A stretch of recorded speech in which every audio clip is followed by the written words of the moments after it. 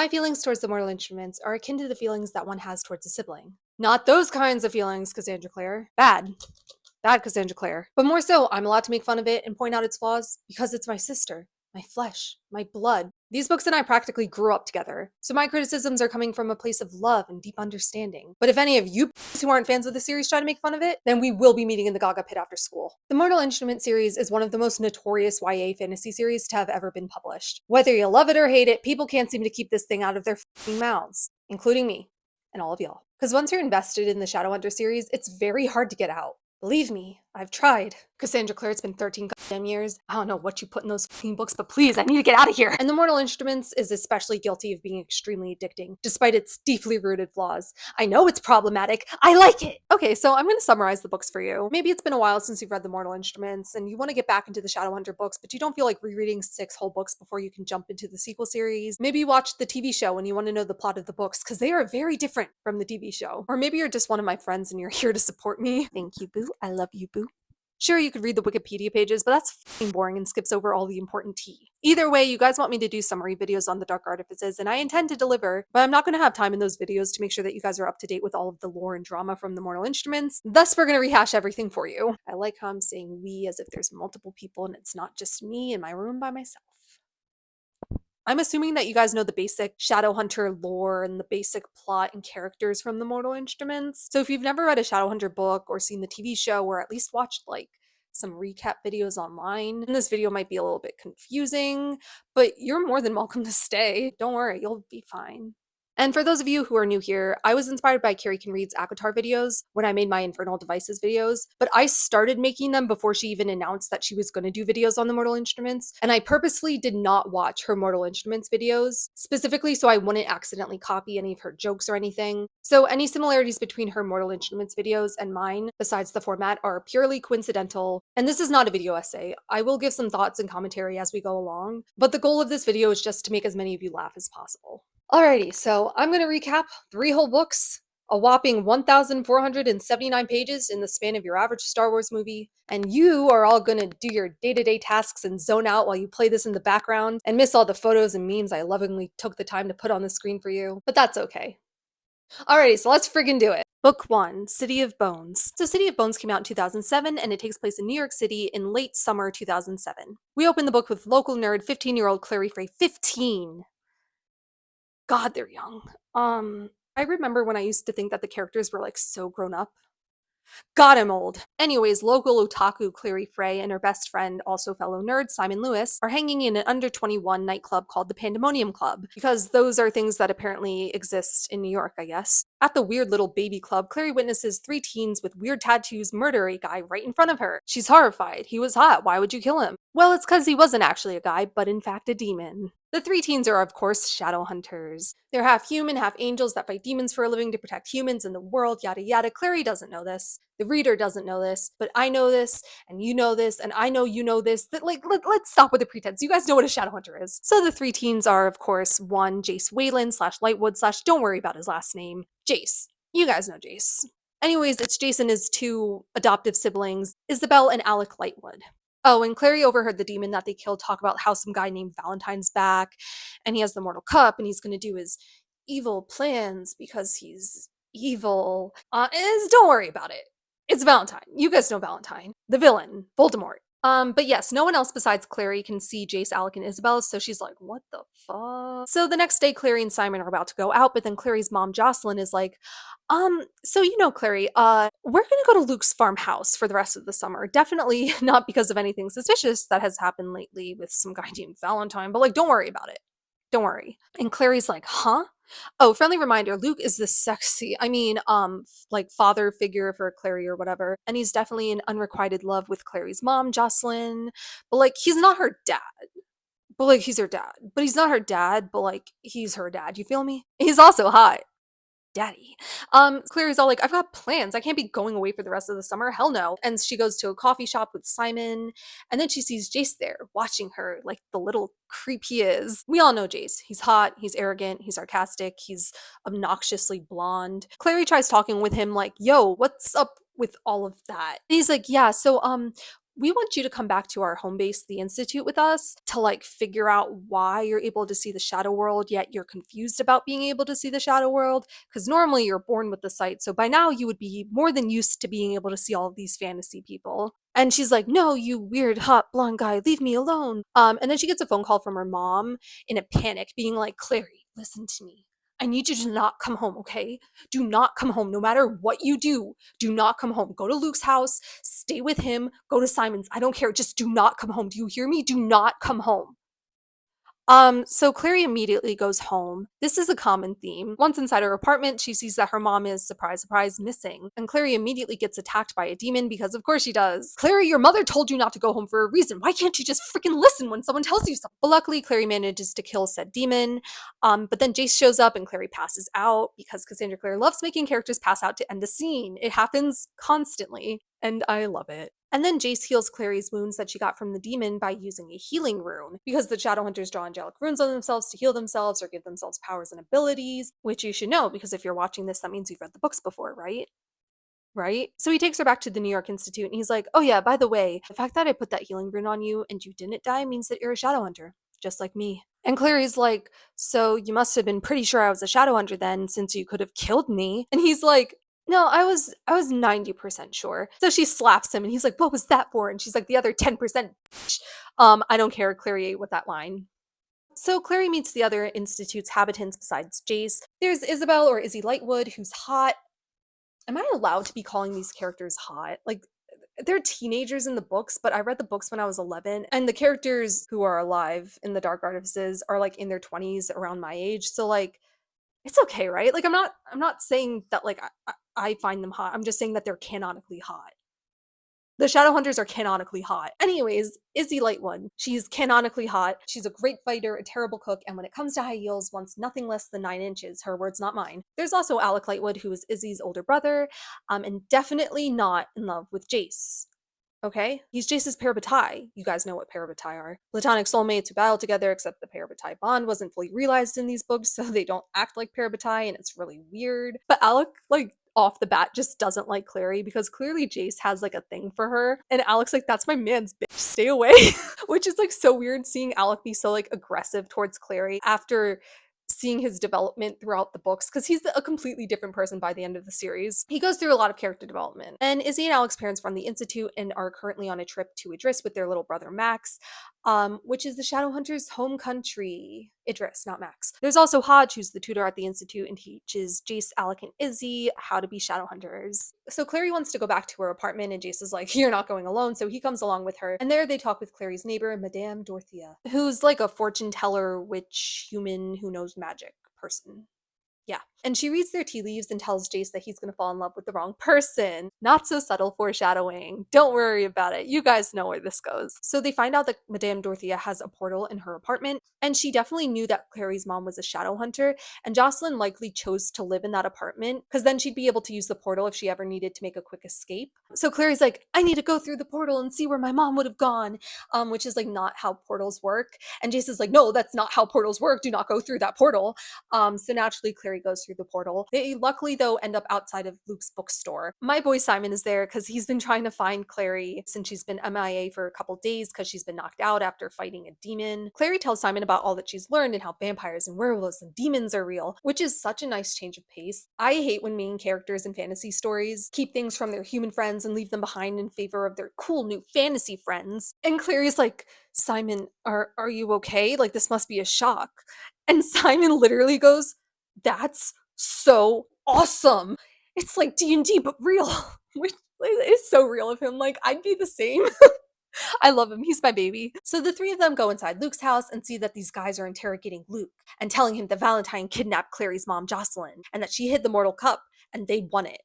And as we know, the mortal cup is used to turn humans into shadow hunters, but they can't find out where Jocelyn hid it because she's in a coma right now. And Luke's like, I don't know where Jocelyn hid the cup, okay? F her, I don't care about her. I don't lie awake at night thinking about her beautiful eyes and how if she just gives me a chance, I could give her everything. And even if she doesn't love me back, there will always be a place in my heart for her. And I just want her happy. But yeah, f her. I'm not involved with her. Tell Valentine to leave me alone. I'm staying out of this. Oh, Luke.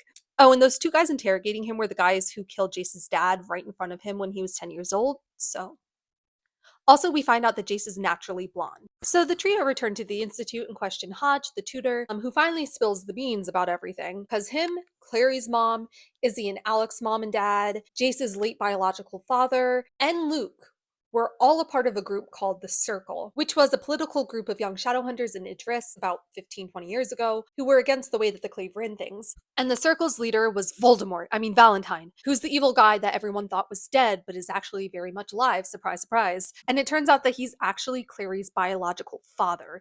Oh, and Luke, Clary's not dad, who's her dad, was Valentine's parabatai. How juicy is that? Honestly, I find the Circle's backstory so interesting, and Cassandra Clare could write an entire book on what happened with them, and I don't know why she never did. It's probably because she tells us the main story anyways within these books, but I just find it so interesting. But yeah, you can really feel the Harry Potter influence in these early books. Like the Circle is giving the Marauders. I'm just gonna read my script like it's a Wikipedia page. But yeah, so 15 years ago there was something called the Uprising, where the Circle tried to stop the Clay from signing the Accords, aka the peace treaty between Shadowhunters and Downworlders that they sign every, I think, 15 years or so. I trust you guys know what Downworlders are. Because Valentine was racist against Downworlders and pushed everyone else in the Circle to also believe that Downworlders are basically just like demons because they have demon blood, and that's basically the same thing.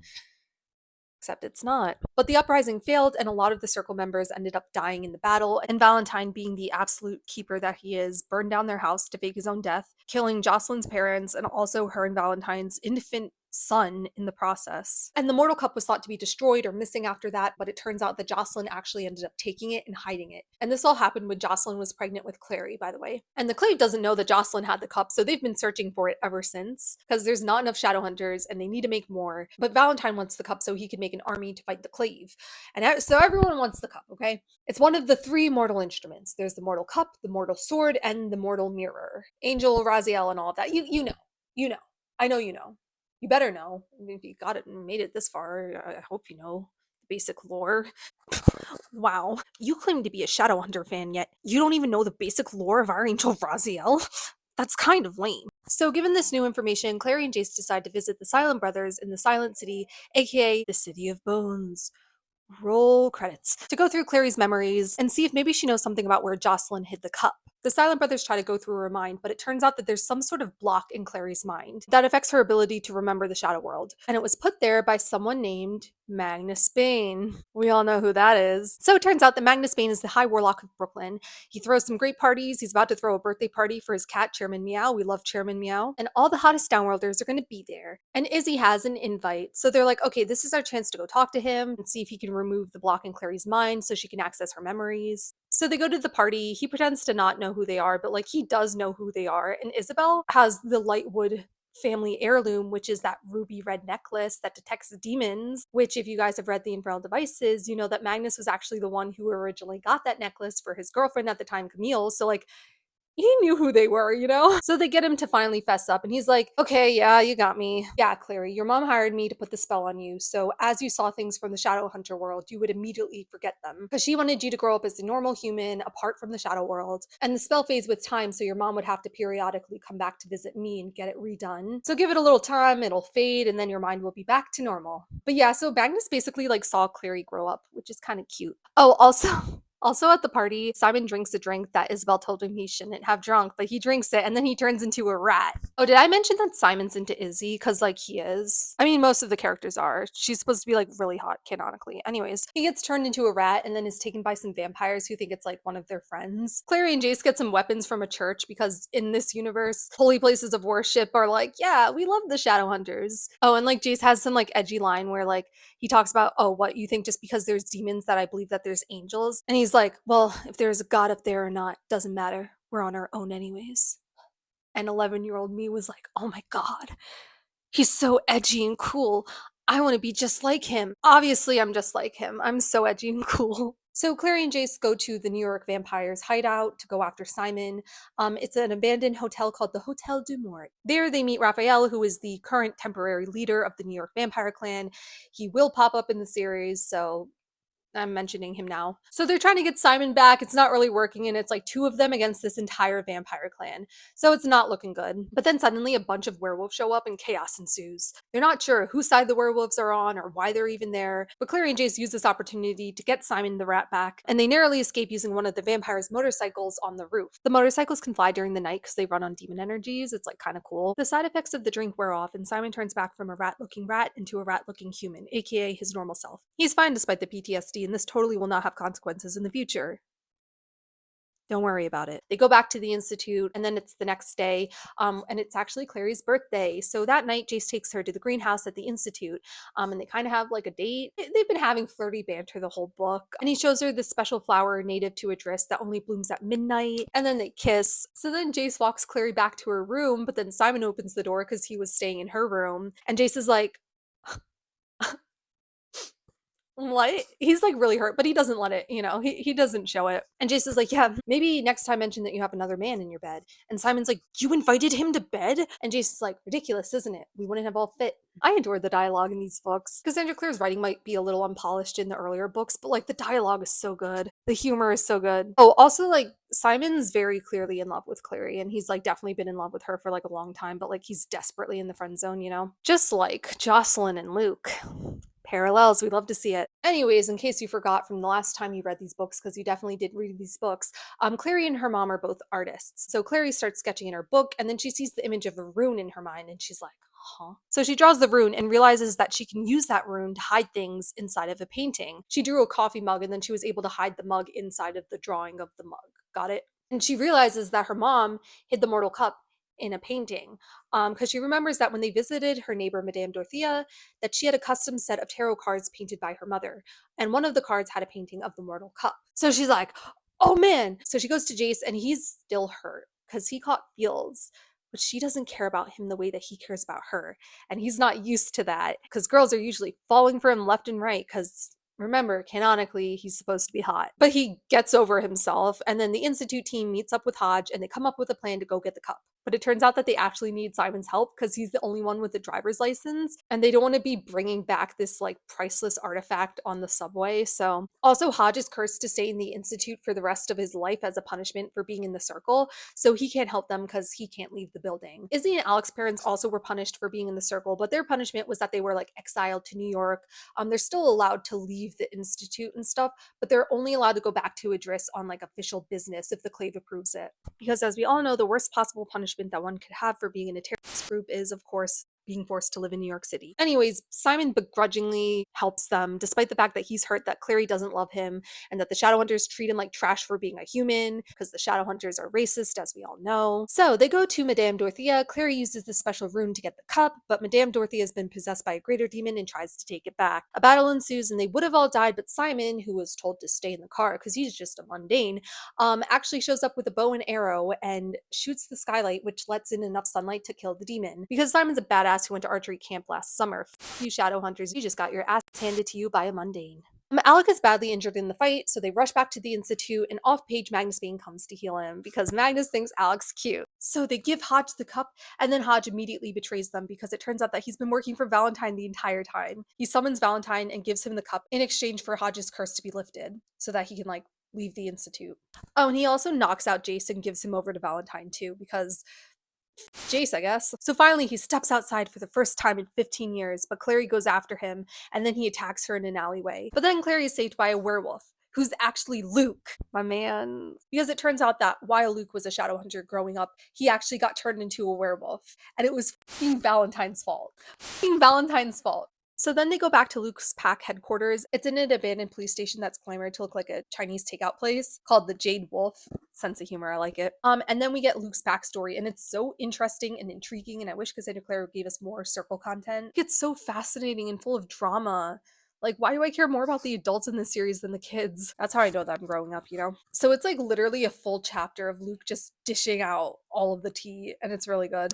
We find out that he and Jocelyn were childhood friends, and they both grew up in Idris together. So then they attended the Shadowhunter Academy, and Luke was like really bad at being a Shadowhunter. But Valentine, who was super cool and popular and really good at being a Shadowhunter, befriended him and helped him to get better at shadow hunting. So Luke, of course, worshipped Valentine, and then they became hair of a tie, the circle formed, yada yada. And Valentine met Jocelyn and fell in love with her, and they got married. At first, the circle's goals were pretty reasonable, but then it gradually became more racist and more radical, and Luke didn't agree with it, but he was so loyal to Valentine that he just went along with it. And then Jocelyn became pregnant with her first child, a boy, and she confessed to Luke that something was not right, and she was afraid of Valentine and thought that he couldn't be trusted. So Luke confronts Valentine, right? And Valentine just goes, no, no. No, Jocelyn's just crazy because of the pregnancy hormones. Hey, why don't we go hunting and kill some werewolves? Because, like, fuck downworlders, am I right? So they go hunting, and Valentine's like, don't worry, I'll keep watch. And then he doesn't keep watch, and Luke gets bit and then turns into a werewolf. And then Valentine had the audacity to be like, oh, it's so shameful that you're a downworlder now.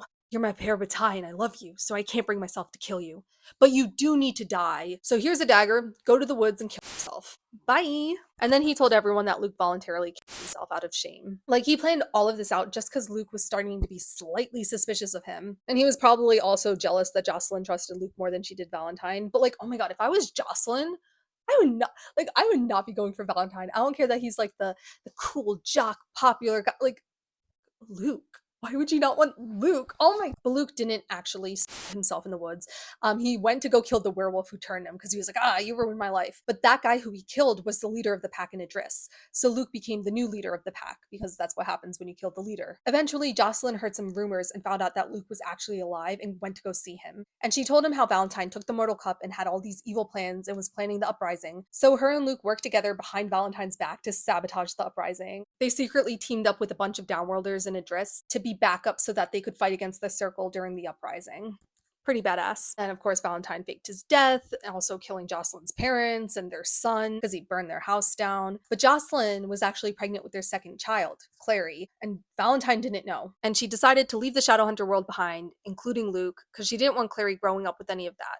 And she had her suspicions that Valentine was still actually alive, so she took the cup so that she could hide it and keep it safe. And then Luke ended up finding Jocelyn by accident in New York, and he was involved in her and Clary's life as much as Jocelyn would let him, because of course he's in love with Jocelyn, and he loves Clary as if she were his own daughter. Okay, so backstory over. I think I spent as much time in this video talking about the circle backstory as I did the current plot. I love the circle backstory. Clary and Luke do some sleuthing and end up figuring out where Valentine is hiding, and presumably has Jocelyn and Jace in an old abandoned hospital called Renwick's. Luke actually just became the leader of this local pack because he likes to plan in advance. And that's why we didn't see much of Luke in this book. He did try to push Clary away and pretend like he didn't care about her at the beginning because he thought it would keep her safe and keep her away from Valentine.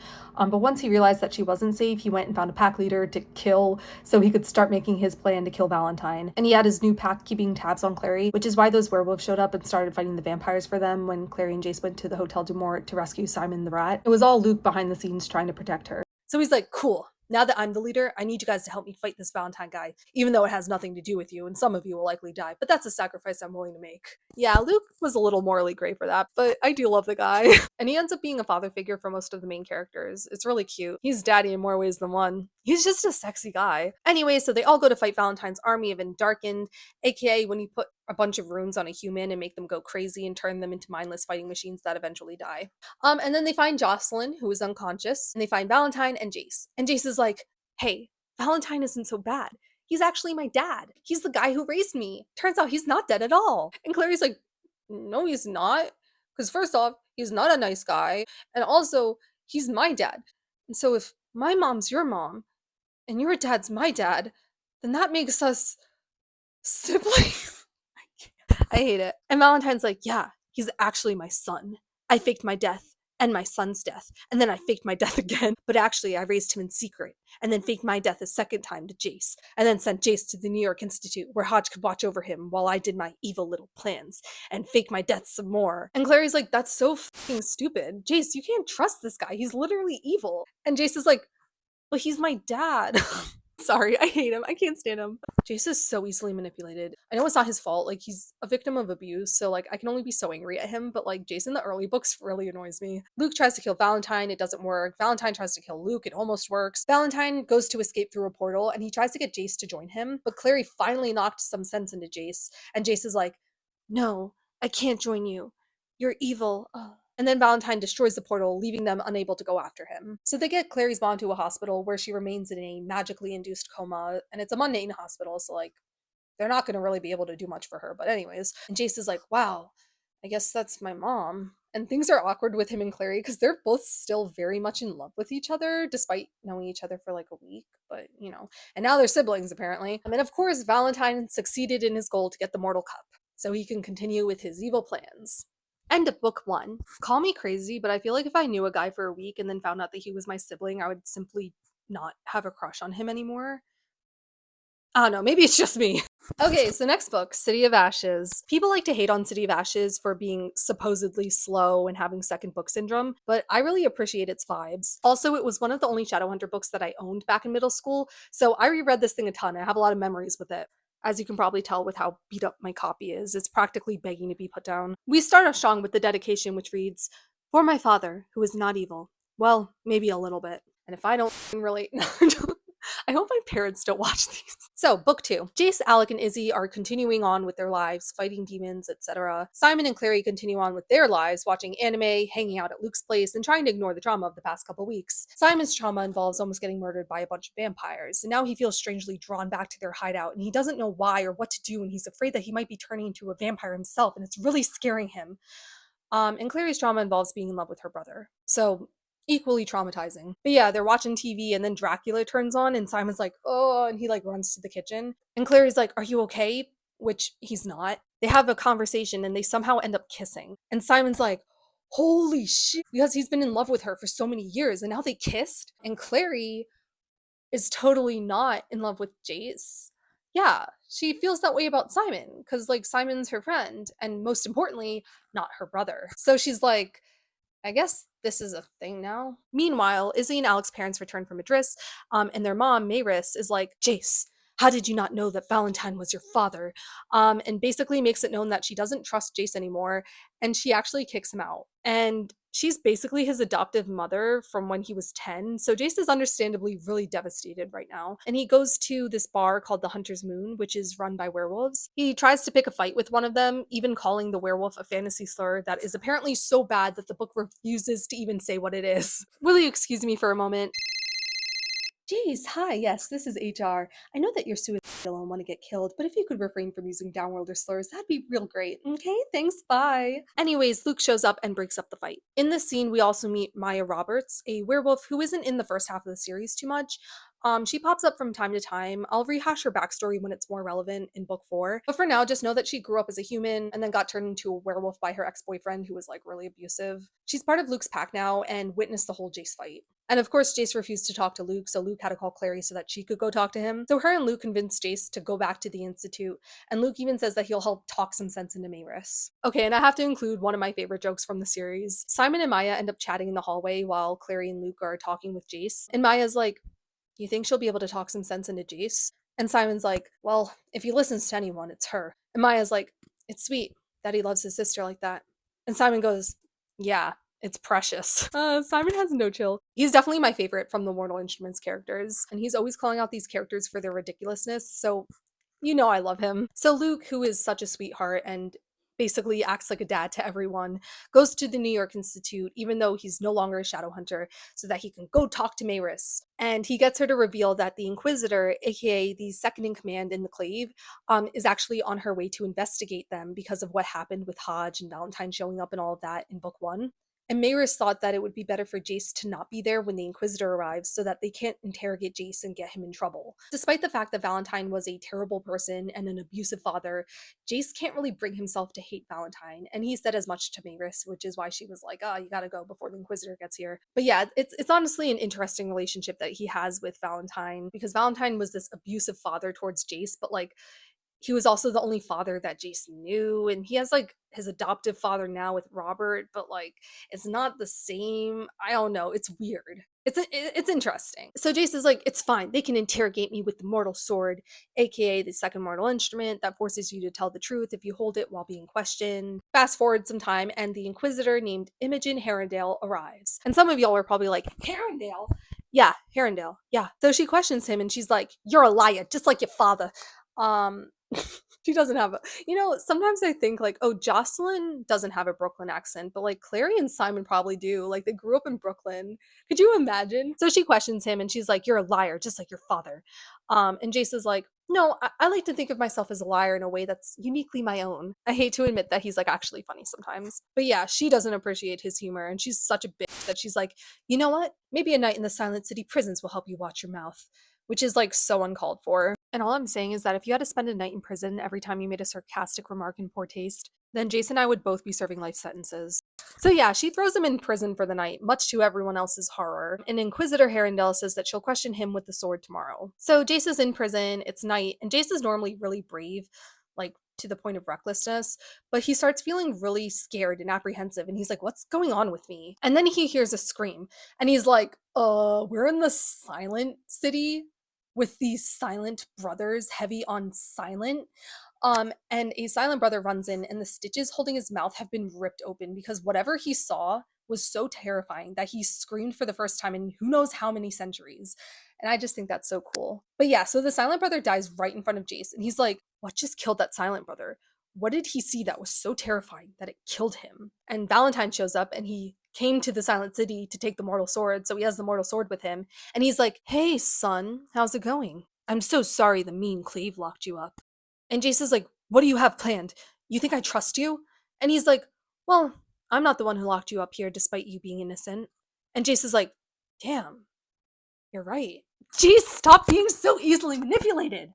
And Valentine's like, "Don't worry, son. When you want to find me, you'll be able to." And Jace is like, "What? Father, don't go." And Valentine goes, which incidentally is how most of my interactions with my dad went when I was a kid. I'm just joking. It's a joke. I hope my parents never watch my videos. My older sister snitched and showed them my channel, even though I didn't want her to. But I think the videos are too long for them to watch. Anyways, so meanwhile, Clary, Izzy, and Alec meet up to discuss what to do with the whole Jace being in prison situation. Clary also meets Max, the youngest Lightwood sibling, and shows him how to read his manga volume, and she promises she's going to take him to a comic shop later. I'm including that detail for a reason. Don't worry about it. Then there's an emergency call to the Institute, and Maris isn't there to answer it because she's with the Clave investigating the death of a fairy in Central Park that just happened. So Izzy answers the phone and finds out that the Silent City was attacked. So her and Clary and Alec go because they gotta save their boy Jace. And when they go, there's all of this blood. Like all of the Silent Brothers who were in the Silent City when Valentine came were killed. But not Brother Enoch, though. Don't worry, I checked. He's still alive. They find Jace's prison cell, and Clary uses an open rune to get him out. But it's like a super powerful open rune that like rips the bars off, and that's not normal. So put a pin in that. They get Jace out because they're like, "I don't care that the Inquisitor wants you here. Like, her, we gotta get you out. It's not safe." But then once they leave the Silent City and get back outside, the New York Clave is there with the Inquisitor, and she's like, "Jace cannot be trusted. Valentine came to see him because Jace is his spy. And Jace clearly helped Valentine steal the sword so that we couldn't use the sword to investigate him and force Jace to tell the truth. And then his friends came to break him out while we were dealing with that fairy murder." Wow. Which like it does look pretty bad when she words it that way. Meanwhile, Alec was like in the corner calling his boyfriend Magnus Bane real quick, because in case you didn't know, he's been going on dates with Magnus Bane ever since Magnus healed him after Alec got injured in the battle with Madame Dorothea in the last book, as I'm sure you all know. Yeah, Malik isn't one of the top ships on AO3 even after all these years for nothing. In the year 2024, Malik is still one of the top 20 most popular ships of all time on AO3. The Mortal Instruments has been finished for over a decade at this point. Like, that's insane. Anyways, so Magnus shows up to save the day, as per usual. He's like, "Hey, how about this? I can hold Jace prisoner in my apartment, keep watch over him, keep him away from Valentine, so then that way you guys can focus on trying to deal with Valentine." It takes some convincing, but the Inquisitor ends up agreeing. And Magnus dealing with Jace is like so funny. Like he just sits in the living room watching reruns of What Not to Wear, and he's like, "High-waisted khaki pants. Who wears those?" Like, Jace, what are you doing? I don't know. He's kind of funny sometimes. So they're all like discussing like what the do we do? What's going on? What's Valentine planning? And when Jace fought that werewolf at the Hunter's Moon, someone actually killed a werewolf out in the alley, and like his throat was cut and the blood was drained from him. Same with the fairy that was murdered in Central Park that the Clave was investigating when Jace was in prison. And like Magnus uses his brain because he's the only character with one. And he kind of figures out that Valentine is probably behind all these murders, surprise, surprise, and that he might be doing something called the Ritual of Infernal Conversion. The mortal instruments, cup, sword, mirror, all have an angelic alliance and are tied to angelic power. But he's trying to do this ritual where he can change them to be demonic alliance. And Simon's like, oh, it's like lawful good to lawful evil, because of course he's going to fit a D&D joke in there. And everyone's just like, the fuck are you talking about? And if he manages to finish the ritual, then he could have power over demons, which could like really f with the Clave. And like, he might even be able to bring demons into Idris. Don't worry about it. And demons come from other dimensions, and there's like an infinite number of demons. So, like, having power over demons is like you have an unlimited army. It's not looking good. And they're like, no, that doesn't make sense because, like, there haven't been a lot of demon attacks recently. And Magnus is like, well, maybe it's because he's been calling all the demons to him. And to do the ritual of conversion, you need to, like, get the mortal sword, make it really hot, and then cool it in the blood of a fairy child, a vampire child, a werewolf child, and a warlock child. So that's why like a fairy and werewolf died and their blood was drained because he's doing it for the ritual. God, what would the Shadowhunters do without Magnus? He's like the only one with a brain. If you're watching this and you're like, wow, Brie, it looks like you haven't gotten sleep in 3 weeks, that's because I haven't. Your girl is spiraling. Where was I? Oh, also Valentine had a demon with him when he went to see Jace in the Silent City. It was like smoke with glowing eyes. Doesn't really matter, but the demon is kind of important, and it's clearly whatever killed the Silent Brothers. There was also a prologue where Valentine had a young warlock summon the demon for him, and the demon was so powerful it was able to leave the pentagram on its own, and it killed the warlock, so it's relevant. Okay, so then they get a call from Isabel that the Seelie Queen, aka the Queen of Fairy, or at least the Seelie part of Fairy, wants to meet with them, but they can't trust her, and also Jace can't leave because he's supposed to be like imprisoned by Magnus right now. But it turns out there's some sort of loophole where if they switch Alec out for Jace, he can act as collateral and Jace can leave for a short meeting. Oh no, poor Alec. He's gonna be stuck all alone in Magnus's apartment with just the two of them. Whatever shall he do? Anyway, Clary, Jace, Simon, and Izzy go to meet the queen. Izzy knows the way to the fairy courts because she's dating one of the fairy knights named Meliorn, because dating downworlders pisses off her racist parents. But yeah, the queen, like every other fairy, is cryptic as f. They're like, so can you help us with Valentine? He killed one of your own fairies after all. And she's like, yeah, I don't really feel like helping you. But did you know that you two, you, Jason Clary, are your father's experiments? And they're like, the fuck? And she's like, yeah, go ask him. Jace, go ask your father whose blood runs through your veins. Which is like some nice foreshadowing, because I'll give you a hint. It's not Valentine's blood. Spoiler, I guess. In case you didn't know, Jace and Clary are not actually siblings. I don't care about spoiling any of you guys because first off, y'all had 15 years to learn about this. And also, I feel like it's nice to have that added context to help cope with what's about to happen. Okay, so mortals can't drink fairy food or they'll be stuck in fairy forever. And our guys were real careful, but a little sprite tricked Clary into accidentally consuming a drop of fairy drink. And so the queen's like, you have to stay here for the rest of eternity now. Or you could be freed with a kiss. And they're all like, okay. Simon's like, yeah, I can kiss Clary. Queen says no. Izzy's like, fine, I'll kiss Simon. I've done it before. It wasn't that bad. Which, that happened off page. I don't know when that happened. The queen again says no. Y'all already know where this is going. And Jace goes, well, I'm not kissing the mundane, said Jace. I'd rather stay down here and rot. Forever, said Simon.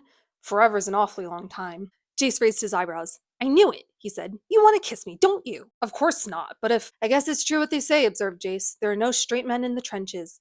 That's atheists, jackass. There are no atheists in the trenches. I don't care. I love these books. That joke makes the whole scene worth it. These books have the best humor. I can't bring myself to hate them. But yeah, the queen says, the kiss that will free the girl, Clary, is the kiss that she most desires. Which is not from her boyfriend Simon, so yeah, the queen is a sick, twisted fuck who forces Clary and Jace to kiss because, you know, she was bored, pub was down. She usually sticks to the step sibling tag, you know? She's got to get her kicks somehow. Who can blame a girl? It's disgusting. Friendly reminder that they're not actually siblings. Okay, but those sluts, Jace and Clary, don't just have a peck on the lips. They take full advantage of the fucking situation to really kiss, you know? And Izzy and Simon are just watching in disgust, pretending like they're okay with this because it's the only way that Clary will be able to come back with them. But like, I know Izzy was judging the hell out of those two. I love Izzy. So they leave. It's awkward. And Simon just books it without a word. Poor guy realized that Clary doesn't actually like him like that, and she's just using him to get over her fucking brother. who's not her brother, but she doesn't know that. I would be, if the girl I liked preferred her own brother over me, I would be crashing out. Simon took it like a champ. So the rest of them go back to the institute, and Clary and Jace end up talking, and she's like, Simon leaving's your fault. You shouldn't have kissed me like that.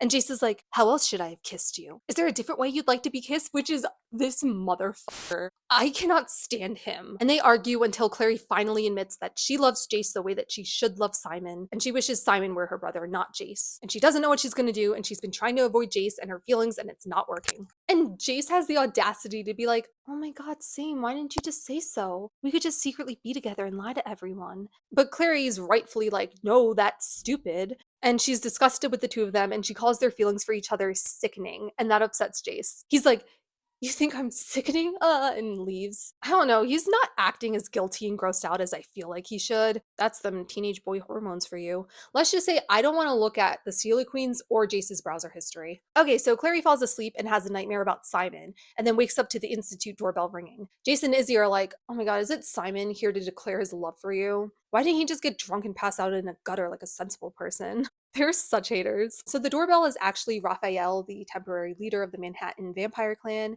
and he has Simon, who is like passed out and actively bleeding to death. Raphael explains that Simon, when he was a rat, bit one of the vampires and ingested their blood, which made him feel drawn back to the Hotel du Mort. So he went back to ask them what's going on, but the vampires ended up attacking him. And so now it's like guaranteed that he's gonna die.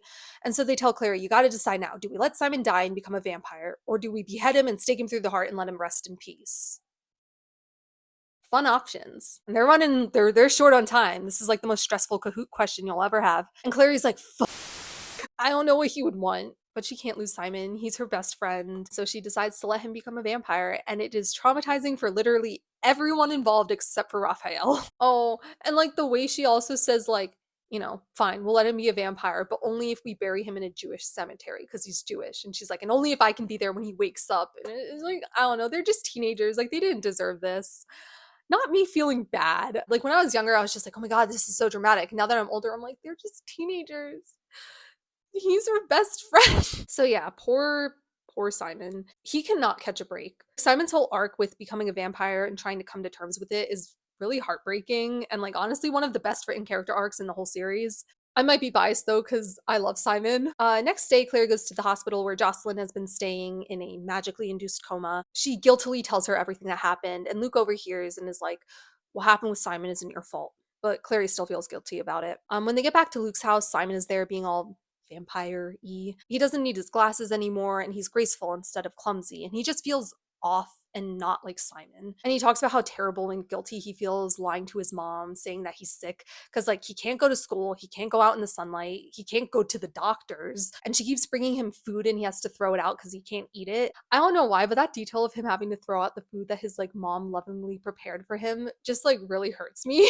I swear, like, I don't normally get emotional reading these books, but like something about me making these videos, I'm like, it's so sad. I'm like trying to convince you guys that it's sad. Clary thinks Simon should tell his mom, and like Luke even got a how to come out to your parents pamphlet for Clary to give to Simon as like a guide to help him break the news to his mom. It's a funny bit where Simon uses a script from the pamphlet and replaces the word gay with undead. At least Simon's sense of humor is still intact. But yes, meanwhile, Maya, remember that girl from Luke's pack who talked to Simon earlier? She's been helping out with Luke's bookshop since he's been basically living at the hospital visiting Jocelyn because he's a reliable man and I love him. But yeah, she was coming to stop by and a demon attacked her.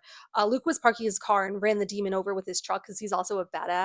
And he brings her inside, but she got demon poison inside her wound, so they can't fully heal her and have to call Magnus. Once again, everyone would be dead without Magnus. Poor Simon doesn't react well to seeing the blood because he's still a new vampire, and Maya thinks it's because he's a mundane, not realizing that he's like a vampire now. And she was jealous of him when they first met because she was like, you just feel so human. I miss being human. Yeah, all the downworlders just have such tragic backstories. But yeah, Clary has Simon call Jace at the Institute for help because she's like punishing herself for what happened to Simon by like not letting herself come into contact with Jace. So Jace says he'll get Magnus and Alec and head over. Oh, and then Maya finds out that Simon's a vampire and she's like, ew, you're a monster now. So Simon gets upgraded to a different kind of fantasy racism now. Woo! Woo! Clary shows up and breaks up the fight like, yo, what are you just doing? Because that's how she sounds. And Maya's like, I can't control it. It's the demon energies from being a werewolf that makes werewolves and vampires hate each other. And then that piece of lore is never addressed again in the series. The groups keep to themselves, but it's not like there aren't vampire and werewolf friendships. Simon and Maya do become friends by the end of the series, so. Then Jace, Alec, and Magnus show up. Magnus starts healing Maya, but Luke was outside making sure no more demons were nearby, and he hasn't come back since.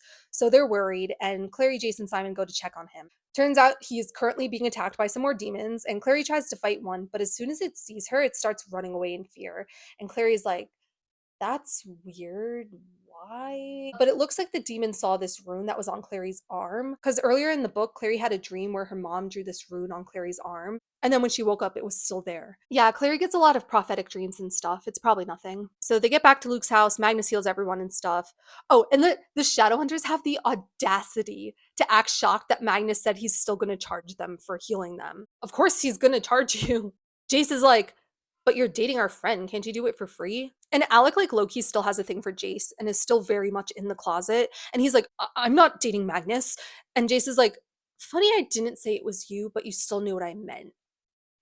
Ooh, that was really bratty. I love sassy men. But Alec's still like, but we're not like dating though. And poor Magnus is like, oh, so you're just this friendly with everyone then, huh? And Jace is like, I really don't mind if you're in a relationship with him. It's okay. I just don't understand why you won't tell me.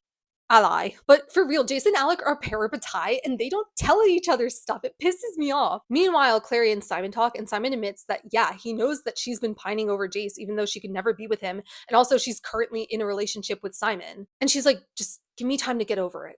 And he's like, you're not even going to tell me I'm wrong. And she's like, nope. And he's like, well, at least you're finally being truthful. Call her out, Simon. Okay, so everyone goes to sleep, and then Jace, in the middle of the night, goes to meet with Raphael to get a vampire motorcycle in exchange for not snitching about what happened with Simon to the Cleve. Because that was very illegal, what the vampires did. And he uses the motorcycle to fly over the East River, and then he finds this big ship, and it's Valentine's ship. Turns out he tortured one of the demons earlier who was like attacking Luke and got it to tell him where Valentine was hiding. So Valentine was right about Jace being able to find him. But yeah, Jace looks around the boat and then finds Clary in one of the rooms and she's all bloody and dies in his arms and he's like, ah. And then she opens her eyes and she has demon eyes and Jace passes out. Yeah, that wasn't Clary. Jace wakes up on the deck of the ship and he's all injured and sick and Valentine's there like, hey son, glad to see ya. The phone works both ways after all. Characterizing Valentine as a deadbeat dad's my favorite. Jace is like, what's that demon you have with you? Why did it look like Clary? And we find out it's a greater demon named Agramon, aka the Demon of Fear. So it takes the form of your greatest fear, and Jace's greatest fear was Clary dying, kill me now. And Valentine's like, Agramon looked like Clary to you? Interesting. Also, it's the same demon that killed all those Silent Brothers, as you can probably guess. And obviously, Valentine sent those demons at Luke's house to spy on everyone and also hurt Maya because he's petty and knew that hurting Maya would upset Luke. And he wants to hurt Luke because he loved Luke and Luke broke his heart now. And Jace just talks with Valentine because Jace feels like Valentine's the only person he can talk to. He feels like all he does is trouble the Lightwoods and he doesn't know why Alec is upset with him. And Luke's probably going to hate him too eventually. And Clary, you know. So yeah, he feels like Valentine's actually the only person who tolerates him. I do find Jace annoying most of the time, but it seems like this where I understand that it's really his self-hatred that drives everything that he does, and I can empathize with that. So, although him running to Daddy Valentine still pisses me off. So he finds out Valentine's plans. Even though Valentine hates demons, he has them working for him, and he's using the mortal instruments to control them, and he's going to use them to take over the Clave, and then he'll have the demons destroy themselves, probably, hopefully. That's what he says. And he shows Jace the demons he has waiting to be summoned, and it's like a lot. And then he says that if Jace joins him, he'll make sure no harm comes to the people Jace loves. We don't know at this point whether Jace agrees or not. The next day, everyone's talking about all the stuff. And Clary mentions that the demon she was fighting ran away after seeing the mark on her arm. And they're like, I don't recognize that mark from the Grey Book. Also, remember how you drew that super powerful open rune to get Jace out and stuff? And remember how the Sealy Queen called you one of your dad's experiments? Something's weird. And Clary's like, yeah, I agree. I think I am an experiment. I think I can make more powerful runes and even new runes. And they're like, well, only angels can make new runes. So like, why don't we have you try? And Clary's like, okay, what rune should I make? And Jace is like, well, this is random of me, but what if you made like a fearless rune that could theoretically be used if you had to, I don't know, face the demon of fear or something? Just popped in my head randomly. The Maskatool. That's a surprise tool that'll help us later. So she makes the fearless rune and puts it on Alec because a fearless Alec would cause less damage than a fearless Jace. They're like, how do we know if it worked? There's nothing Alec's afraid of here. And then Izzy and his parents show up at the door and they're like, Alec, what are you doing here? What happened? Right on cue. And Alec's like, Mom, Dad, I'm seeing someone. And they're like, I don't see how this is relevant. And he's like, it is relevant. I'm seeing a downworlder. In fact, I'm actually getting. And then Magnus goes, and poor Alec passes out. And everyone else is like, yep, that rune worked. That rune worked. I'm sorry that my light is flickering. The Inquisitor also came with them. And she's like, Magnus, you failed at your duty of keeping an eye on Jace. Magnus is like, no, I didn't. And she's like, yes, you did. He actually went to see his father last night. Yeah, Jace, I've been secretly tracking you. So she puts him in this very fancy prison in the institute that she made of beaming light that'll light you on fire if you touch it. And handcuffs him too with magic burning handcuffs. Kinky. Cut to Maya. She's walking down the street on her way to apologize to Simon for her outburst before, but then she starts feeling really scared. Oh, did I mention that Valentine still needed another werewolf's blood because he didn't finish the ritual with the other werewolf he killed? Because I don't think I did. And then right in front of her, she sees her dead brother, who abused her as a kid and is very much dead. And she's like, you're dead. How are you alive? And he goes and almost kills her. And then Valentine shows up and is like, enough, Agramon. Tell me, child, how old are you? And Maya, my girl, says, how old am I? Fuck you. Well, it's a YA book, so she actually says screw you, but still. And then he tortures her until she says, I'm 15. God, she's young. And he's like, perfect. I know it's because for the ritual, he needs the blood of a werewolf child under 18, but out of context, it's really gross. I guess in context, it's really gross too. Like, he wants to kill her, but bad vibes. Cut back to Jason the Inquisitor in the makeshift prison cage thing in the Institute. She's basically taking matters into her own hand, law be damned, and she's like, I'm going to make Valentine trade the mortal instruments to the Clave in exchange for you, and if he doesn't agree, we'll kill you. And Jason's like, the fuck you mean you're going to kill me? And she's like, don't worry. Valentine's your father. No parent would want their child dead. He's gonna listen and give us the mortal instruments. And Jason's like, no, he's fucking not. But she cannot be convinced and she leaves. Then Alex shows up and he's like, sup? And Jace is pissed off because when the Inquisitor was arresting Jace, Alec was agreeing with the Inquisitor and being like, yeah, lock him up. The law is the law. And Jace explains that Valentine said if Jace sided with him, then he'd keep everyone Jace loves, including the Lightwoods, safe. And Alec's like, wow, he must have been pretty pissed off when you told him no then. And Jace is like, how'd you know I told him no? And Alec's like, because you're a good person. And Jace is like, then why did you agree with the Inquisitor earlier? They're so cute. And Alec's like, it was all part of my plan so that she would trust me and then I could get into this room to break you out. Aw, Alec. And he gives Jace something to get the handcuffs off. But Jace is still inside this big cage that's like 20 feet high and it'll kill him if he touches the wall. But Alec's pretty smart and he's like, I've been thinking about what the Queen said about you being an experiment, and I feel like it's true.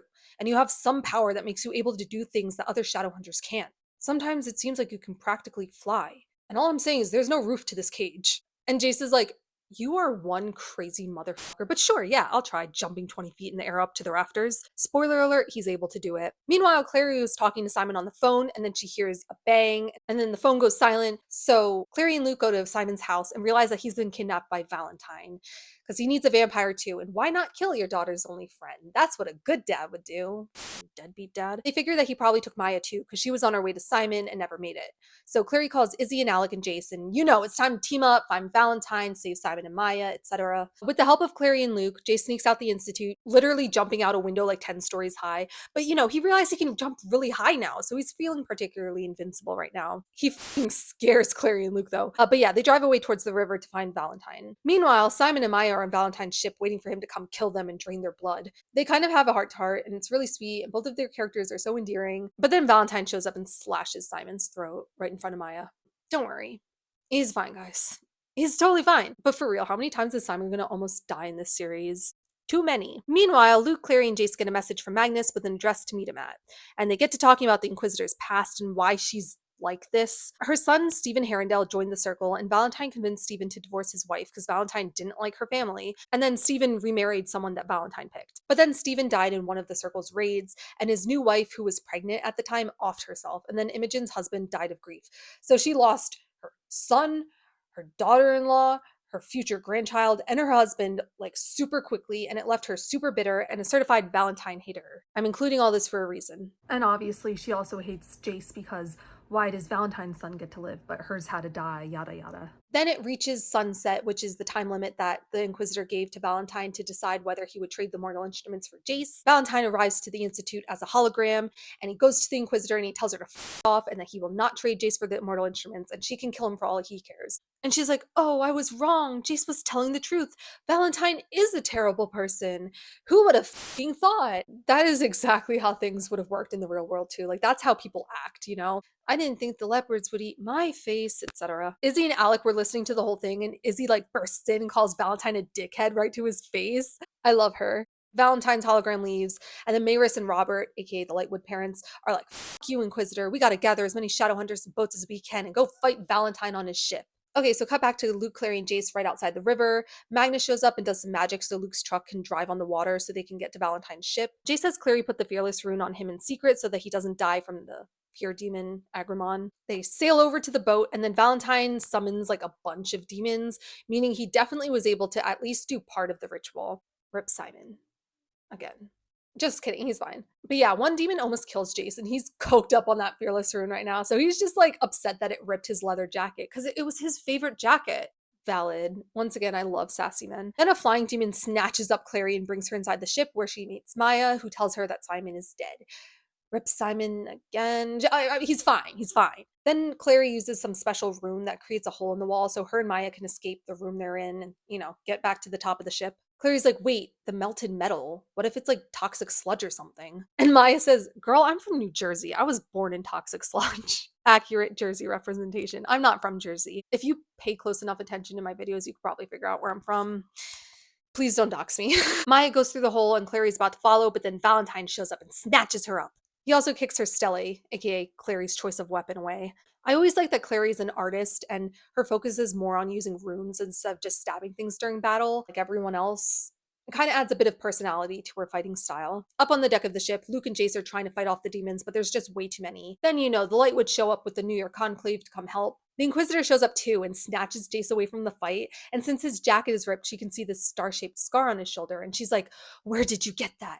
And he's like, my sweater? Macy's, winter sale. He's so unserious. And she's like, no, the fucking scar. And he's like, I don't know, I was born with it. Maybe he's born with it. Maybe he's a Herondale now. And she's like, no, it can't be. And then a demon goes to kill Jace, and she jumps in front of Jace to save him and dies. So we don't know what that was all about, unless you watched my Clockwork Princess video and you remember a certain passion-filled night, Hotel de la Cadera. Oh my god, you mean to tell me the books connect? What? Yeah, then Alec and Izzy see the Inquisitor is dead and they join up with Jace and they're fighting, but things aren't going well for the Shadowhunters, and then the deck gets messed up and Jace falls through. He's going through the hallways and then he sees Valentine, but it's actually just Agramon, and Jace, along with the help of his Fearless rune, kills him. Good for him. And then he finds Simon, whose throat and wrists are slashed and his blood is almost completely drained. Keyword almost. It's very out of character for Valentine to not finish the job properly. Simon should have been dead by now. Well, dead a second time. Vampires are able to heal their own wounds, but only if they have enough blood in them, and also without blood they die. Makes sense. So Jace cuts his own wrist and lets the blood drip into Simon's mouth, hoping that if Simon drinks his blood, he'll be able to be revived and vampire heal his own wounds. Especially since Clary asked him to find Simon, and he's like, I can't let Simon die. He's like, drink my blood. Drink, idiot. And then enough drips into Simon's mouth where he regains consciousness, and then in his blood-starved state, bites Jace's neck and starts drinking, and it's really erotic. And Jace is totally into it and gets high off of it. He even pulls Simon closer. They're rolling around on the floor. It's Once Simon gets enough blood to realize what's going on and where he is and whose neck he's sucking, he jumps back in horror and says, I could have killed you. And Jace says, I would have let you. What? You're gonna sit here and tell me that these two aren't in love? What? Please, Cassandra Clare, write a homoerotic forbidden vampire romance novel. Please. She would kill it. But yeah, so they go to find Clary, when really they should be trying to find love within each other.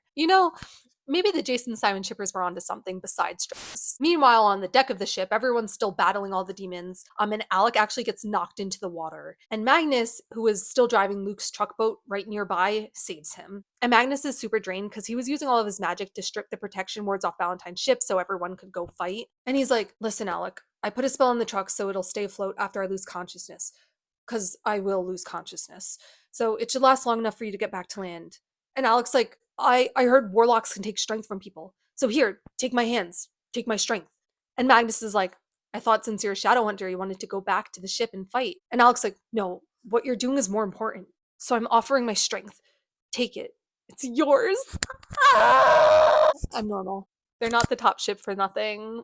I love those gay bitches. Cut back to Clary and Valentine, and he's, being all evil and stuff, and having his evil villainous monologue, and using magic to prevent Clary from moving, etc. And Jason and Simon show up then, and this is like the climax of the book, but I can't be bothered. I swear, I feel like I spent half of this book just talking about the Jace Clary kiss, but I can't be bothered to discuss Valentine being manipulative and talking about his plans. Boring. But yeah, Valentine tries to get Jace to kill Simon because he's a downworlder and blah blah blah. And Jace is like, no, and throws Clary a stele. And she takes it and draws a rune on the ship before Valentine can stop her. Simon's like, what does it say? Valentine looks impressed, but also pissed off, but also like, good job, daughter, but also pissed off. And he's like, it says, I can't pronounce it. He says this. And Clary's like, no, it says open. And then the ship fucking explodes and everyone dies. Just kidding, the ship does explode. Good job, Clary. Everyone's fine, mostly, because some Nixies, aka water fairies, help prevent everyone from drowning. Jay secretly sent a message to the Sealy Queen earlier asking her for help. I guess she liked that pay-per-view kiss and was willing to help them out. But yeah, everyone's okay, and Clary's like, Simon, Jace, you're okay. They're on Luke's truck boat thing, and dawn starts to break, and there's not enough time to get indoors, and Simon is a vampire and out in the open, and clothes aren't enough to prevent a vampire from dying in the sun. So there's nothing they can do. Simon's gonna die now for like the 5th time. He's like, I didn't think I'd ever get to see the sun again. Guess I was wrong. And he tells Clary he loves her, and then he braces for impact, and then doesn't die. Yeah, he just got upgraded to Daylighter. Ooh. Death avoidance count 3. Everyone's like, how the f? We'll find out in the next book. But you can probably tell it has something to do with his blood being mostly Jace's right now. The last scene before the epilogue is Jace coming back to the Institute and Mayrus apologizing to Jace about everything and being really open and vulnerable, and it's actually really sweet, and it makes Jace realize that Mayrus loves him more than he ever knew. Oh, also Valentine's missing, and everyone knows that he's probably still alive and is going to continue on with his evil plans. Like Simon said, touch your head, no. Like Simon said, don't assume the villain's dead unless you see a body. The epilogue consists of Simon breaking up with Clary and telling her he knows she doesn't love him like that, and they're clearly better off as friends, but that doesn't mean that they love each other any less, because friendship love is just as important as romantic love, which I love. And yeah, Simon's actually pretty mature sometimes. Then Clary's like, you know what, fuck it. Jace, hey, I have something to tell you. And Jace is like, wait, I have something to tell you too. Let me go first. I'm sorry for being pushy about my feelings. You were right. It is wrong. I'll just be your brother from now on. And Clary's like, fuck. And then she goes to the hospital with Luke to visit her mom in the magically induced coma and is stopped by this lady named Madeline, who says that she knew Jocelyn back when they were young shadow hunters in Adris, and she says she knows how to wake her mother up. End of book 2. Book 3. City of Glass. It's been so long since I've last filmed that it's now 2025.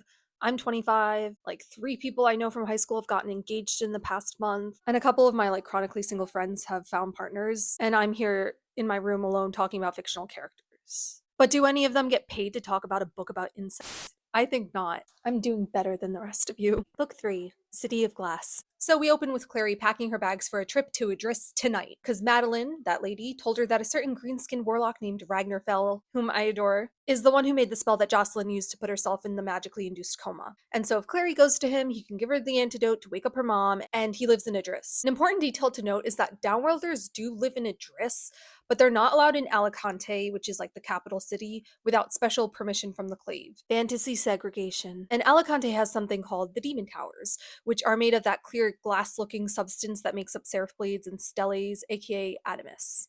Adamus? I don't know. And those towers keep demons out of the city, which is an important detail.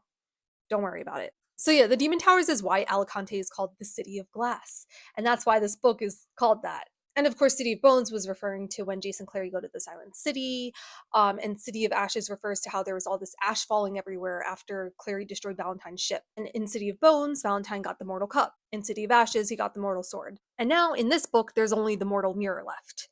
If it exists, I know you guys have read these books before. And together, these 3 things make the Powerpuff Girls. I mean, the Mortal Instruments. What?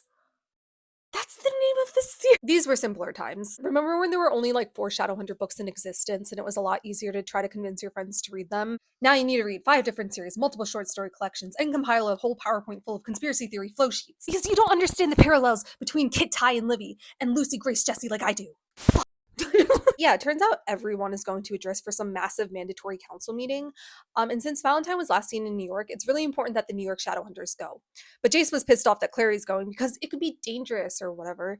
And it's like, Jace, what gives you the right to tell Clary what she can and can't do? Oh, now you want to play Big Brother. You weren't playing Big Brother back in the fairy courts when you were making out with her. Remember when Jace was all, I'll just be your brother from now on, at the end of the last book?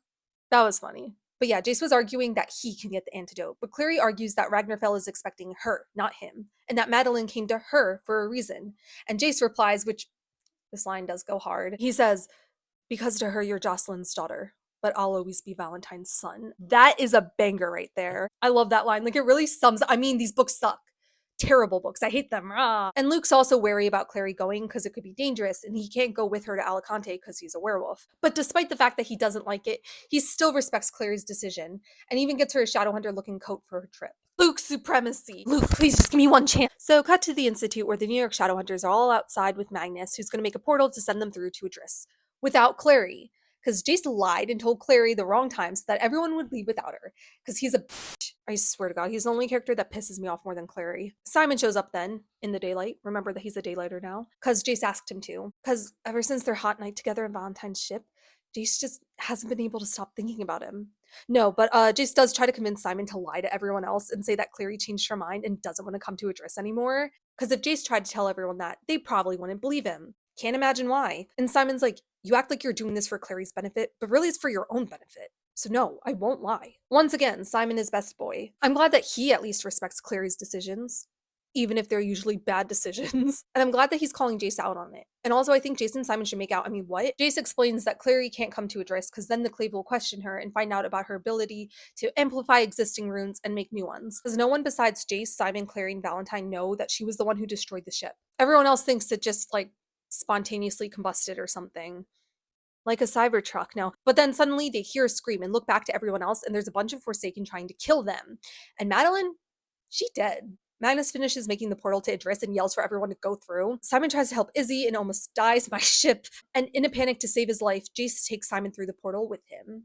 Illegally. And that was literally just the first chapter. This is going to be a long video. It's a hefty book. So that night when Clary shows up to the Institute ready to go to Idris, she sees it's empty and that everyone's gone. And Magnus waited behind so he could explain to her that there was an attack and he had to send everyone through without her. And because of legal reasons, he can't make a new portal to send her through. This upsets Clary.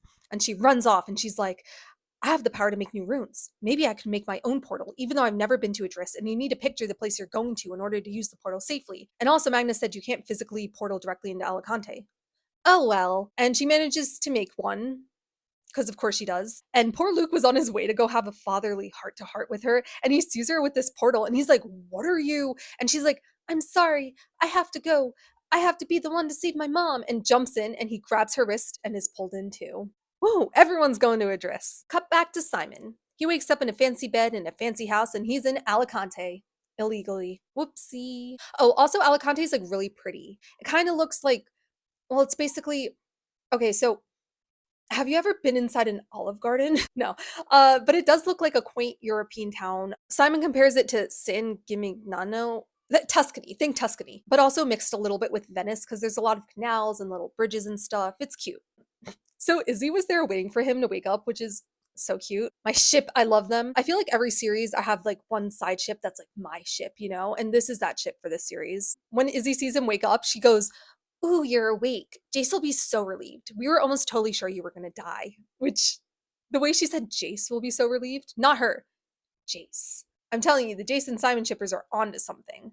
And by the Jace and Simon shippers, I mean me, because why didn't I see the potential? She's like, yeah, Simon, you got stabbed. And he's like, what? Where? She like comes over to him and lifts his shirt up and she's like, right here. Poor Simon's like, okay. And it says, The first time Simon had ever seen Isabel, he'd found her so striking, so alight with life and vitality and energy. He thought he'd finally found a girl who burned bright enough to blot out the image of Clary that always seemed to be printed on the inside of his eyelids. It was right around the time she'd gotten him turned into a rat at Magnus Bean's loft party that he realized that maybe Isabel burned a little bit too bright for an ordinary guy like him. I think that sums their dynamic up pretty well. I love ships with badass women and their like loser nerdy boyfriends. Simon can't handle all that. He will try though.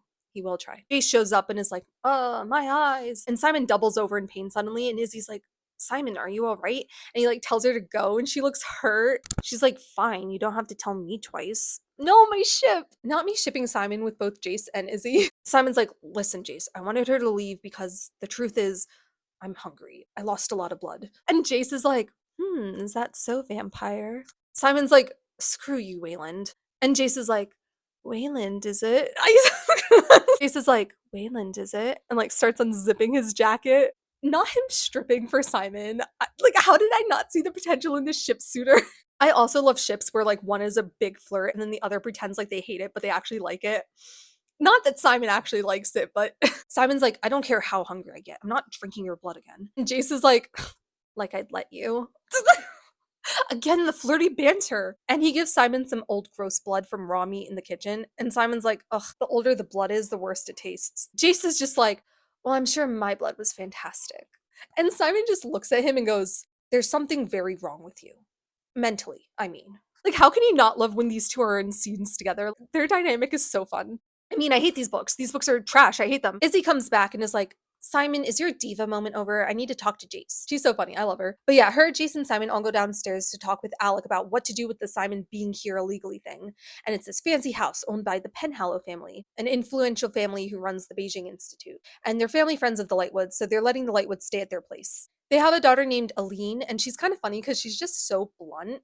And Aline's cousin, Sebastian Verlac, is also there visiting. Both Aline and Sebastian are like fascinated by Simon's daylighterness. And Izzy's like, yeah, well, I kissed him once, like trying to show off. She's so funny. The adults are all at a meeting at the Guard right now, which is where all the important clave meetings and lawmaking happens. So it's just the teens hanging out and having entertaining conversations. Cassandra Clare makes a Mean Girls joke because Aline's all, so Simon, what's it like being a vampire? And Izzy's like, Aline, you can't just ask people what it's like to be a vampire. Also, Jace obviously does not like Sebastian, which is weird because Sebastian's like super polite, even to Simon, and seems like a genuinely chill guy. But Jace is like, oh, you speak Romanian, huh?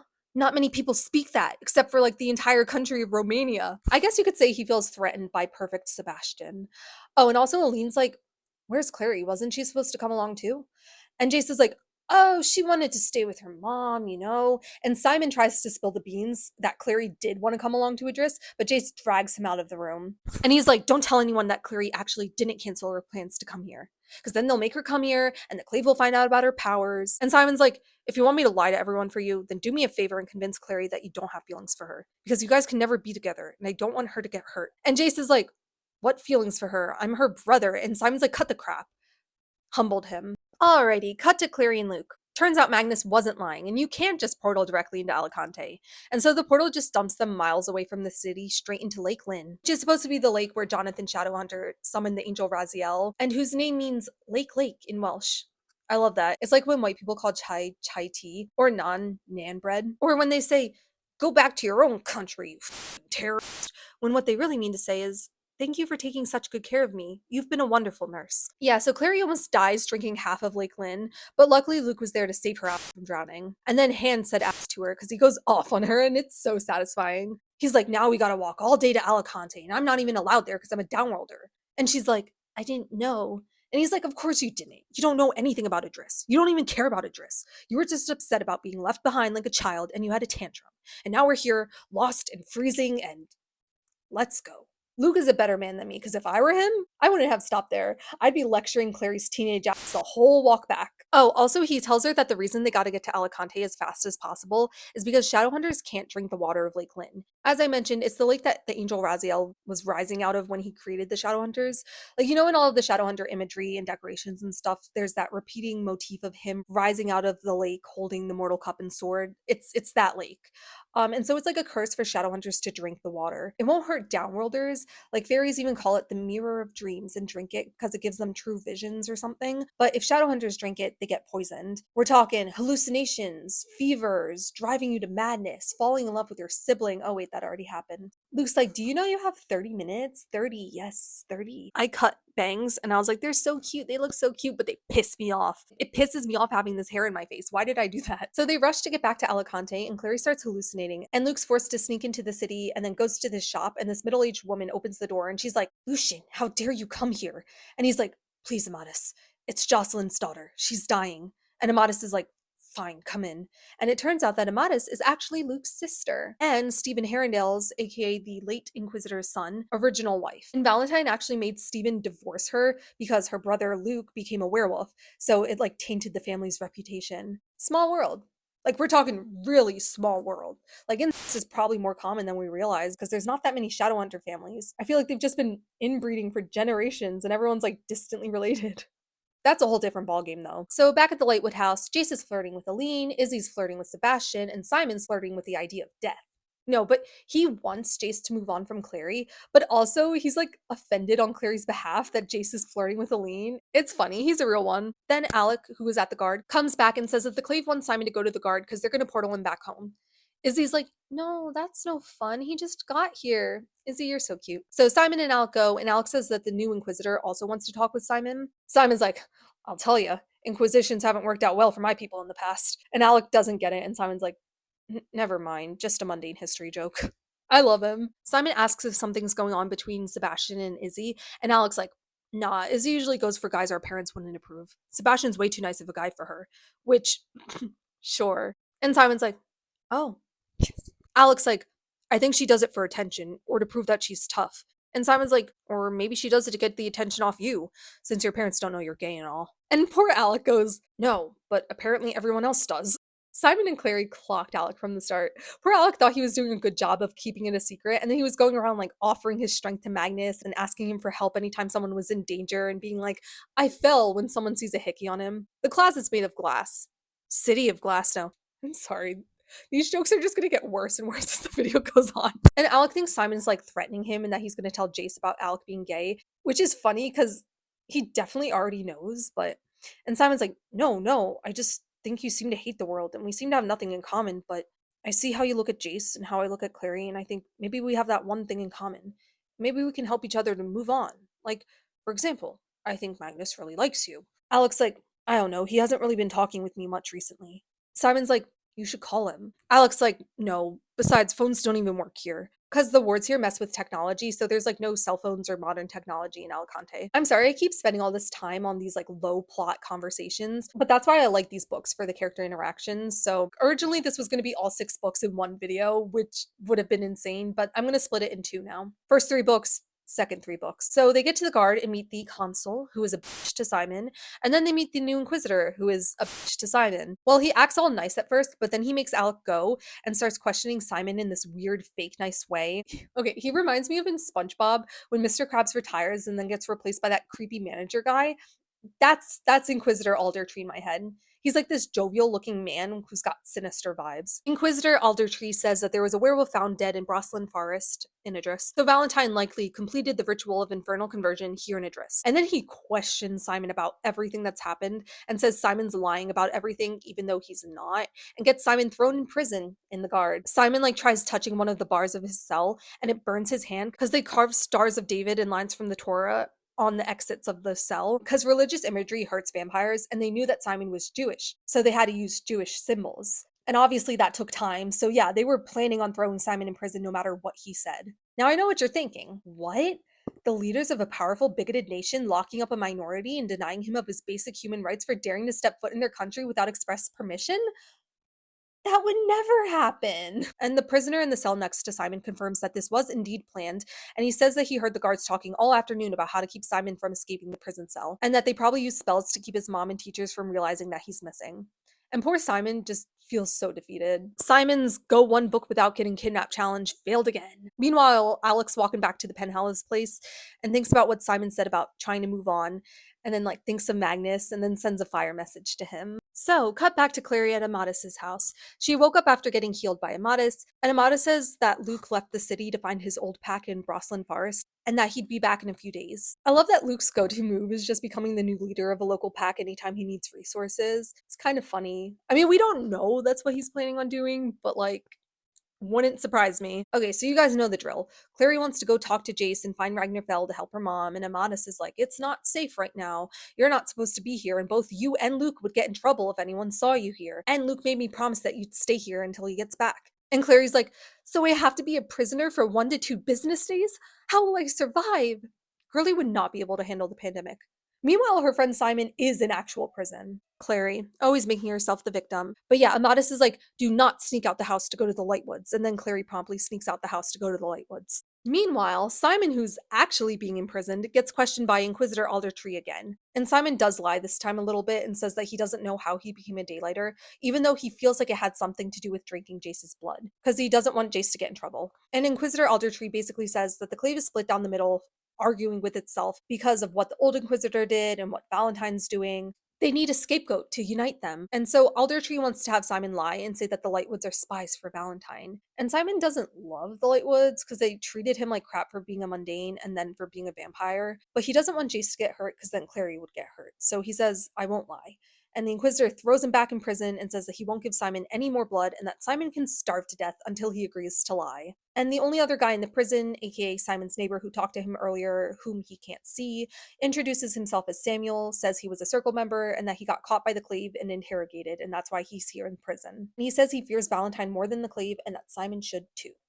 Metal. Meanwhile, Clary uses the ancient technology of asking for directions to find the Penhallows house so she can see Jace. And Izzy answers the door and sees Clary and just goes, oh, well, it's a YA book. She says, oh, crap. Let the Shadowhunters characters say 2025. Izzy's like, why are you here? Jace said you wanted to stay at home.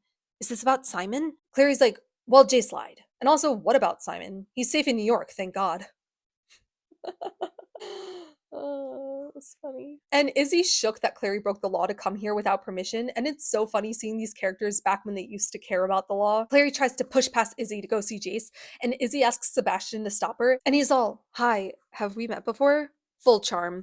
And Clary thinks how he's so beautiful, and that he reminds her of this graphic novel she's been trying to draw where there's a prince character who's cursed so that everyone he loves dies. And it's like a preview slash foreshadowing Will Herondale, because Cassandra Clare was planning the infernal devices.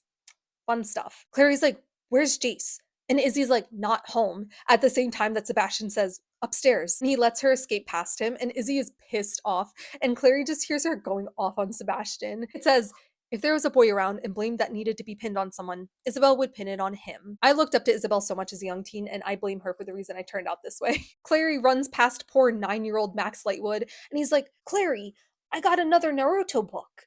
And she's like, yeah, we'll talk later. Poor Max keeps trying to hang out with the other older characters and getting pushed to the side. It's pretty sad knowing what's to come. I mean, nothing, don't worry about it. So Clary's like, okay, I'm going to be civil when I see Jace so that we can have a mature adult conversation about why he lied and why I came here alone. And she opens the door and Jace is making out with Aline. So good. Jace looks sick. Clary looks sick. Aline's like, hi, sorry, let me button my shirt up. Who are you? She leaves so that they can talk in private. And Clary's like, you could at least pretend to be happy to see me. And Jace is like, I'm not happy to see you. And they start arguing.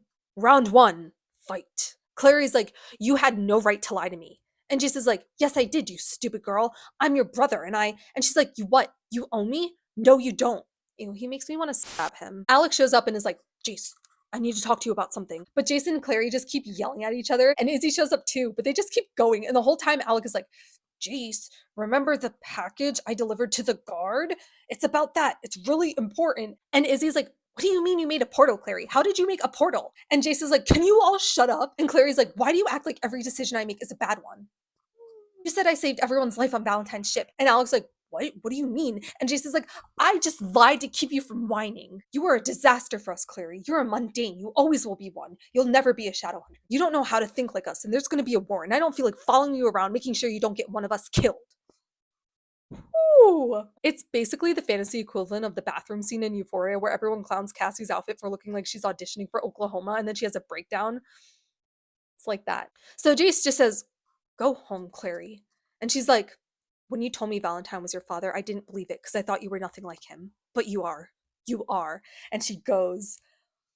I love the drama. I mean, I hate these books. They're terrible. I hate them. So Jace acts all sad because he was mean so that Clary would go home and be safe or whatever. And Izzy's like, "Yeah, you really hurt her just to benefit you because you wanted her safe and prioritized what you wanted because you suck." Izzy supremacy. And Alec finally gets to tell them what he was trying to say earlier, which is that he contacted Magnus and found out that Simon actually never came home to New York. Thank God he had the foresight to like double check and make sure Simon was okay. And he went to the guard to double check and overheard the consul being racist and hating on Simon. Jace is panicking, like, "Clary's gonna be so angry at me. And he punches a window, which is so dramatic. But also, Jace is like 17. Like, damn, I'd punch a window if I was 17 too. Except I'd probably break my hand, not the window, if I tried that. Please enjoy this graph of age distribution of hospital visits due to punching walls. Checks out. So Alec bandages Jace's hand and says he's not going to use a healing rune and that Jace can heal slowly and painfully like a mundane. And he's like, "I know how you feel about Clary. You can lie to yourself about your feelings, but it's really freaking obvious." And Jace is like, "Don't judge me when you do that with Magnus." Alec's like, "There's nothing between us anymore." Jace is like, "Well, I hope that's not because of me. Because I know how you think you feel about me, but you don't actually like me like that. You just like that I'm safe and you can use me as an excuse so you don't have to try to pursue an actual relationship and potentially get your feelings hurt." Oh my God, let him get up, Jace. If I were Alec, I'd jump out the broken window. But Alec knows how Jace is, and he's like, "I get it. First Clary, then your hand, now me. To hell with you, Jace." And Jace has the audacity to go, "You don't believe me? Fine, go ahead. Kiss me." And Alec's like, "No, I can't." And Jace is like, "See, you don't actually like me. You're just too afraid to tell anyone who you really love, just like I am."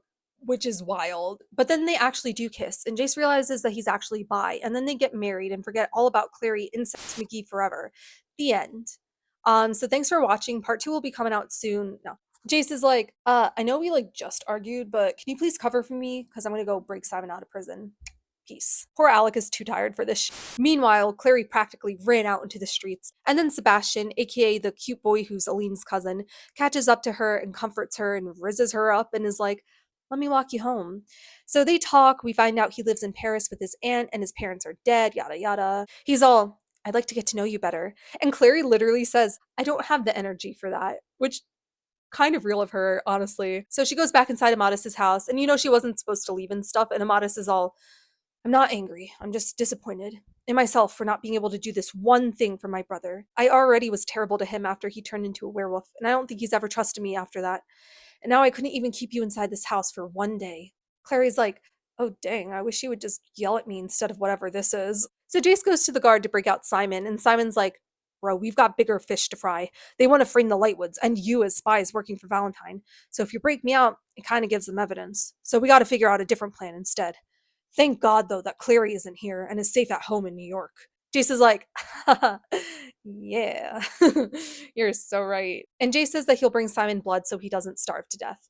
And also, Jace feels guilty that part of the reason Simon's in jail is to help Jace. So, as he should. The next morning, Sebastian shows up to Amadis's house and tells Clary that he knows where Ragnar fell is, because Clary told him that was why she was here, to help her mom. They go to Ragnar's place in the countryside, and they're a little flirty, although Sebastian acts a little weird when Clary says that Valentine probably still loved Jace in his own weird way. He's like, "No, he didn't. He's a monster," and it's kind of weird. But yeah, they get there, and Ragnarfell isn't at the cottage. But you know who is? Magnus frickin' Bane, who pretends to be Ragnar in front of Sebastian. And then he freezes Sebastian with a spell. And then he's like, "Listen, Clary, the real Ragnarfell has fallen. He's dead." "No, my sweet little pea pod." Basically, the idea is that Valentine's got spies in the Cleave. So if Clary and the Lightwoods mentioned Ragnarfell to anyone, then Valentine would find out. And of course, send someone to kill Ragnar so he can't give the antidote to Clary to wake up Jocelyn. And I know some of you little nerds out there are going to be like, "Well, Brie, actually, if you read the Eldest Curses, then you would find out." I know, guys. I don't have time for all that. Love you though. Before Wagner died, he left a magic message explaining that Valentine's people came to kill him and get the Book of the White from him, which is a powerful spell book, because Jocelyn somehow was in possession of the book and had Wagner help her hide it, so he was one of the only people who knew where it was hidden. Magnus says the book can be found in the Wayland Manor, hidden inside another book, which is Simple Recipes for Housewives, because Valentine would never look in there. And as we know, Valentine lived in the Wayland family manor for years, raising Jace and gaslighting him into thinking Valentine was Michael Wayland. So he has wards to keep everyone but him and Jace out of the manor. So Clary's going to need to go with Jace if she wants to go get the Book of the White. And Magnus says that if she gets the book and gives it to him, then he'll make the antidote for her in exchange. And Clary says deal, and then asks him to unfreeze Sebastian. Magnus is like, he's pretty hot. Are you two a thing? And Clary's like, what about you and Alec? Literally everyone in the book ships Malik. It's so funny. Magnus is like, well, he refuses to acknowledge that we have a relationship, so I refuse to acknowledge him. He's still hung up on Jace as if that would ever happen. Something you probably know nothing about. Clocked her. I love Magnus. Then Clary and Sebastian head back, and he shows her the ruins of the Fairchild family manor, because all the Shadowhunter families have these little family manors in the countryside. The Fairchild family manor is all burned down from when Valentine faked his death and also killed Jocelyn's parents in the process. And Clary's like, oh, this sucks. And then Sebastian thinks this is the perfect opportunity to try to riz her up, and they kiss. And at first, Clary's like, oh, this is different from kissing Jace, which, okay, let's not think about your brother while kissing another guy. But then she gets this feeling that kissing Sebastian is wrong. She's like, something's wrong here. So she pulls away dramatically, and he's like, sorry, was that bad? And she's like, no, I'm just not ready. He's like, did we go too fast? Did someone do something to you in the past? Did Jace? And she's like, no, Jace is my brother. Why would you bring him up about that? Girl, you were thinking about him while kissing Sebastian. You're not really in a place to be calling him out for this. But she's like, I don't know, it just felt wrong. And he gets all upset and grabs her wrist, and he's like, wrong?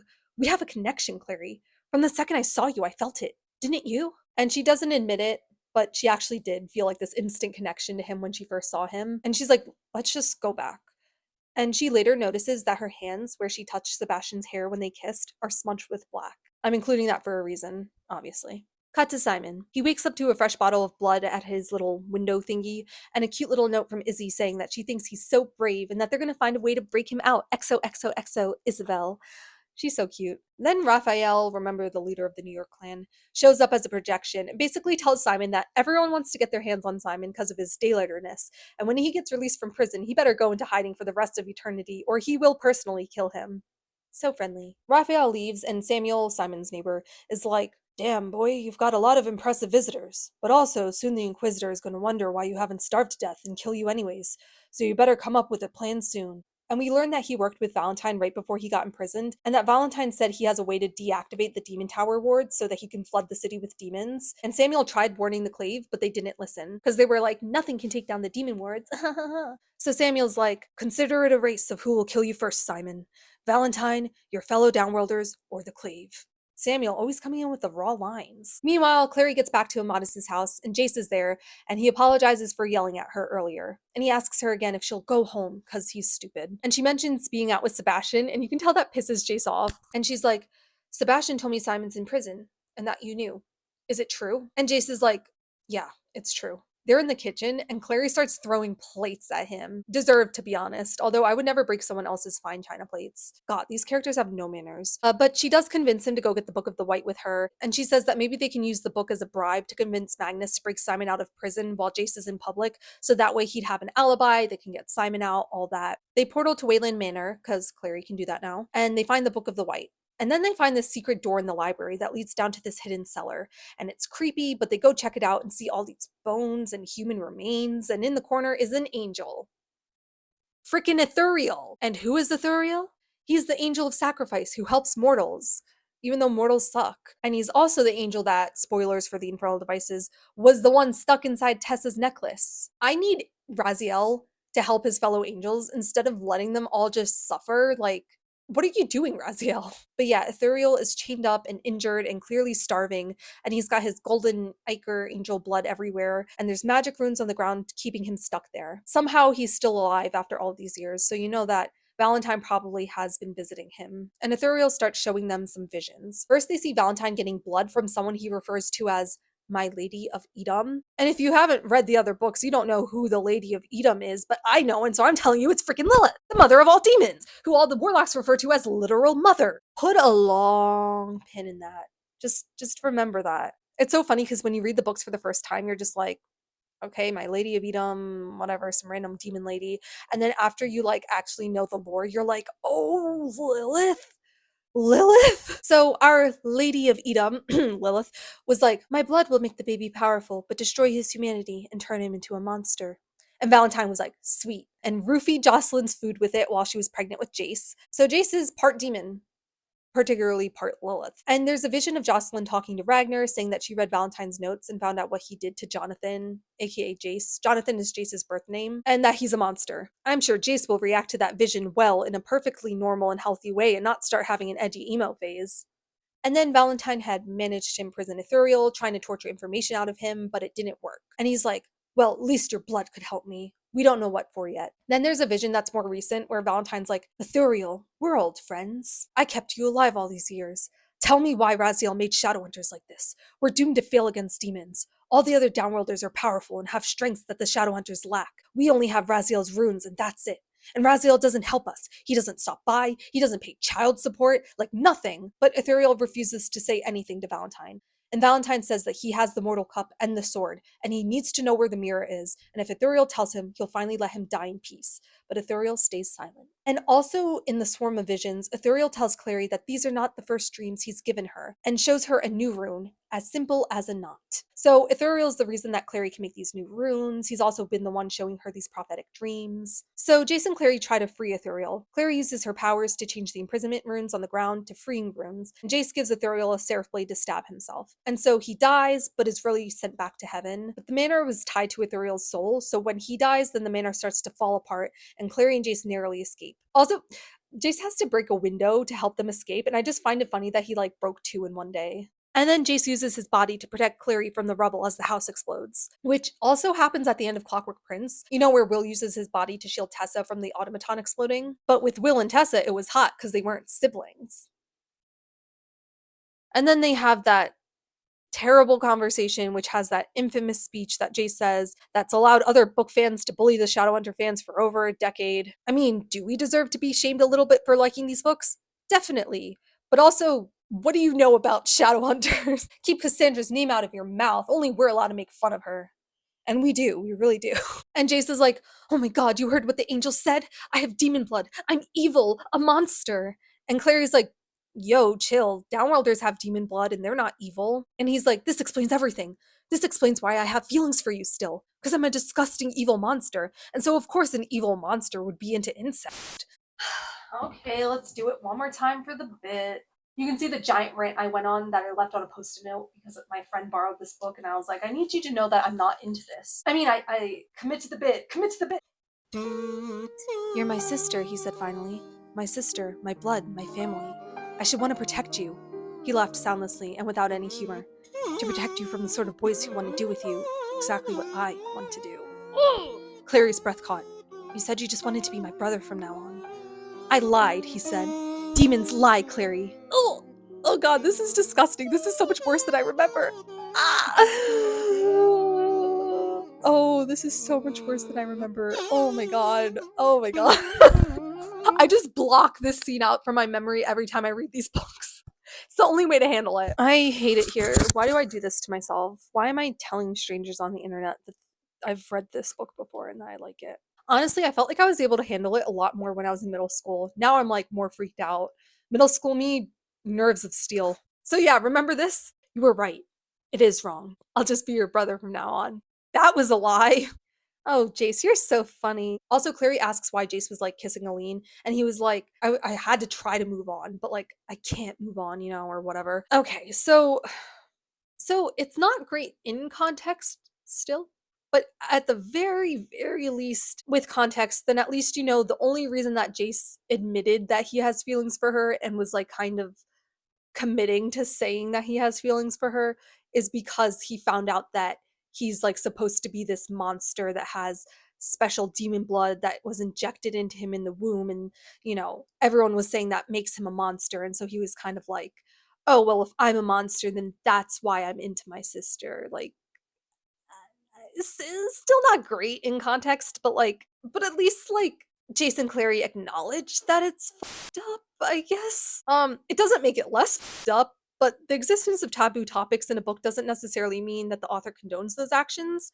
That being said, in this case, I seriously wonder if she's got a bit of a kink for it, you know what I mean? Like it's just popped up in the books like one too many times for my liking.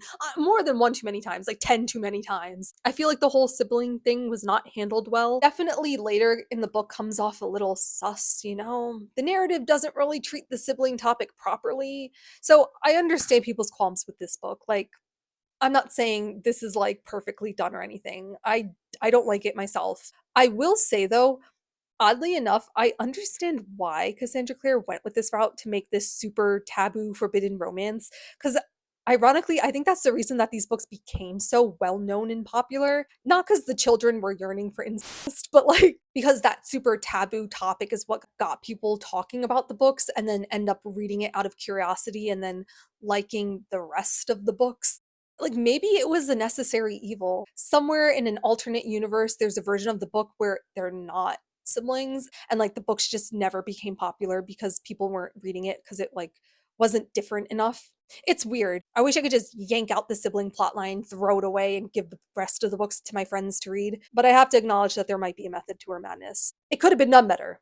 It definitely should have been done better. They should have been way more hesitant, way more disgusted with themselves if she had to go this route. But what's done is done. I'm just shocked that this was able to get published in a YA book. 2007 was a different time back then. That is as much as I'm going to say about the incest right now. I can't do more. So yeah, Jason Clary kiss and it's gross. They're all, we shouldn't be doing this, and Jace is all, you should tell me not to do this, which could be hot. In fact, it was hot when it was Will and Tessa doing it in Clockwork Prince at the Lightwood Ball because they were siblings. Sorry. But Clary pushes Jace away after they kiss, and she's like, so you only want me because you can use it as an example of why you're terrible and why you hate yourself? I don't like that. Tell me you'd want me even if you didn't have demon blood. Because she wants him and she doesn't have any demon blood. And Jace is like, I won't say that. And she's like, fine, let's go back home. So it's late at night, they finally get back to Alicante, and the city is on fire. And that's the end of the first part of the book. Part 2. So while Jace and Clary were gone being weird, Valentine somehow managed to deactivate the demon towers, like Samuel said he would, and get the wards down. And there's demons all throughout the streets, and it's a mess. At the Lightwood house, the teens were all just chilling together. Alec, Izzy, Aline, Sebastian, and poor Max feels so left out because he's only 9, and he's like, hey guys, do people ever climb the demon towers? And they're like, no. And he's like, I swear I just saw someone climbing the demon towers. And they're like, you probably saw wrong. It's late. Why don't we go to bed? And then Izzy's ruby necklace that detects demons starts pulsing, and she's like, huh? Because they're in Alicante, where demons can't enter. And then a demon jump scares in through the window and grabs Aline. In my head, it plays out like that scene in Until Dawn when the Wendigo pulls Jessica out of the cabin. Izzy goes after Aline and saves her life, but then Aline runs off. Meanwhile, Simon and Samuel are chilling in prison, as much as one can chill in prison, and then hear all the Shadowhunters who were in the guard start running out and yelling about the wards being down. And Samuel's like, Valentine did it. He told me he'd found a way to bring the wards down, but the Clave didn't want to believe me. And now Valentine strategically attacked while a meeting was in session, since all the adult Shadowhunters were in the guard for the meeting, and all the children and elderly were left at home alone, defenseless. And the demons are spreading demon fire everywhere, and Simon realizes that the Clave's not going to come save them, and that they'll probably burn to death in the prison. So Alec goes after Aline, and Izzy goes to get her Stele, while Sebastian puts protection runes on the house and keeps an eye on Max. Except when Izzy gets back, it's silent, and the hammer they were using to board up the windows is gone, and Max is gone, and so is Sebastian. And I don't like that. And she goes into the kitchen, and there's Sebastian with the hammer, and she's like, where's Max? And he's like, I'm sorry, it had to be you, Izzy. I liked you the most out of everyone. And brings the hammer down on her head. Rest in peace, Max. It makes me kind of sick to my stomach to think about how he died in such a horrific way by someone he thought he could trust. And he spent his last few days alive being sad because he felt like all his siblings and their friends weren't listening to him. Obviously, getting killed in any way is horrific, but I feel like getting bludgeoned to death is really just oh, that's really bad. That's a bad way to go out. I'd rather get stabbed, honestly. Oh yeah, also Sebastian's evil, in case you didn't know. So, cut to Alec going through the streets, jumping from rooftop to rooftop, because the roofs are really close together and also demon-free at the moment. And then he sees Magnus, of all people, fighting demons below on the street. And Magnus almost gets hurt, but Alec jumps down and kills the demon. And Magnus is just like, Alec, did you just save my life? And Alec thinks that if he were Jace, he would have made a snarky one-liner, but instead all he does is look at Magnus and go, you never called me back. I called you so many times and you never called me back. I love Alec for being such great anxious loser who can't be suave to save their life representation. And Magnus goes, your city is under attack. The wards have broken, the streets are full of demons, and you want to know why I haven't called you? And Alec goes, no, I want to know why you haven't called me back. You can pry these books from my cold, dead hands. Tell me that isn't the funniest thing ever. You don't get this kind of dialogue in other series. I'm sorry, you just don't. And Magnus just goes, you're an idiot. And Alec's like, you haven't called me back because I'm an idiot? And he's like, no, because I'm tired of you only wanting me around when you need something and watching you be in love with someone else who will never love you back. Not in the way I do. And Alec's like, you love me? Stop. Magnus is like, you idiot. Why do you think I'm doing any of this? Why do you think I've helped your stupid friends every time they get themselves into every stupid situation and free of charge? Alec's just like, oh. And Magnus is like, I'm 400 years old, Alec. I know when something's not going to work out. You won't even tell your parents about me.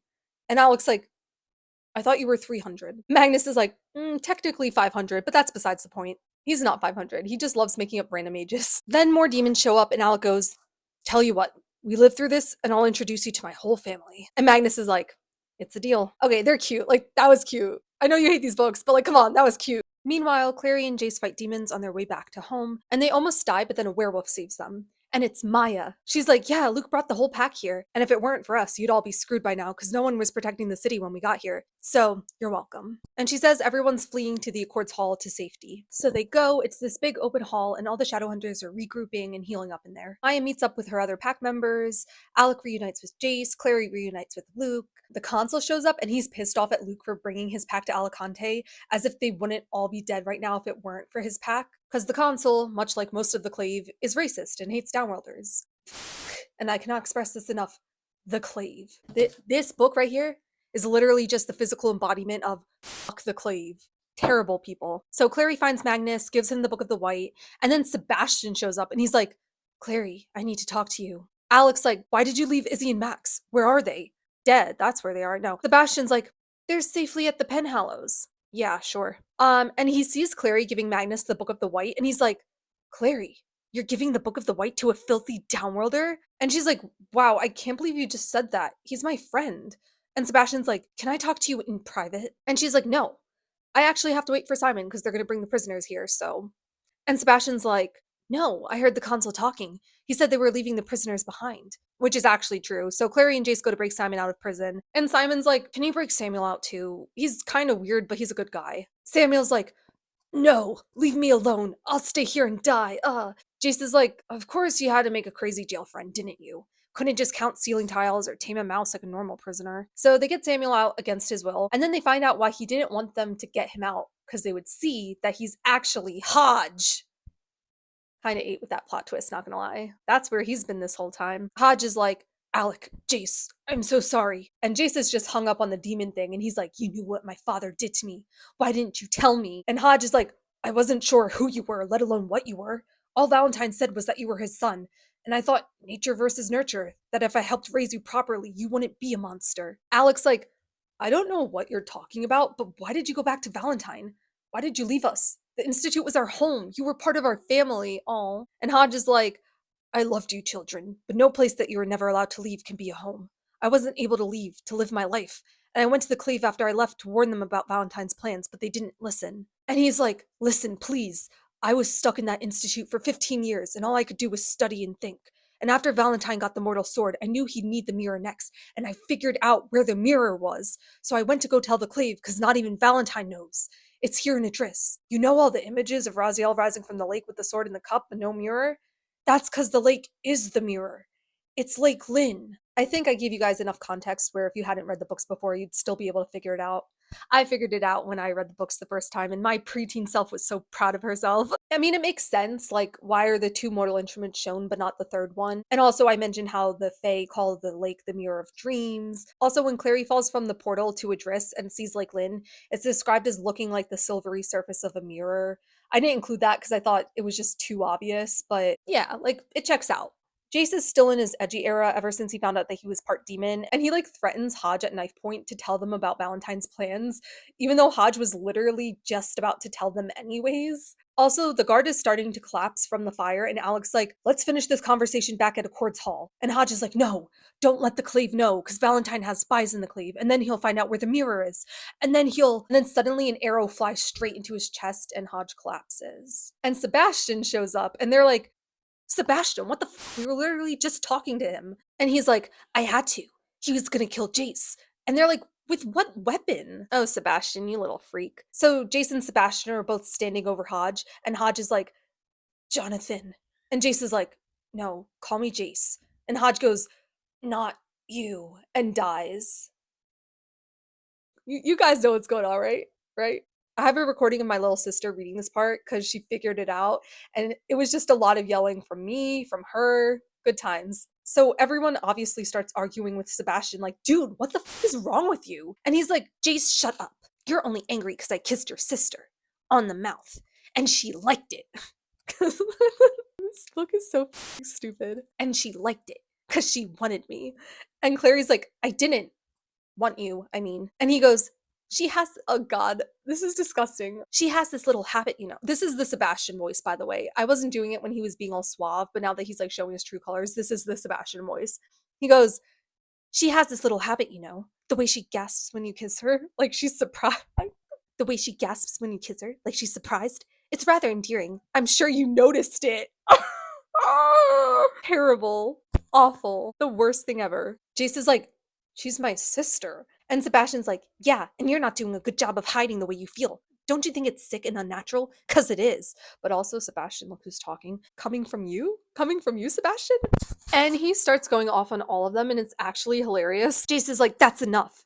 And Clary's like, why are you doing all this? Sebastian, why are you saying all these things?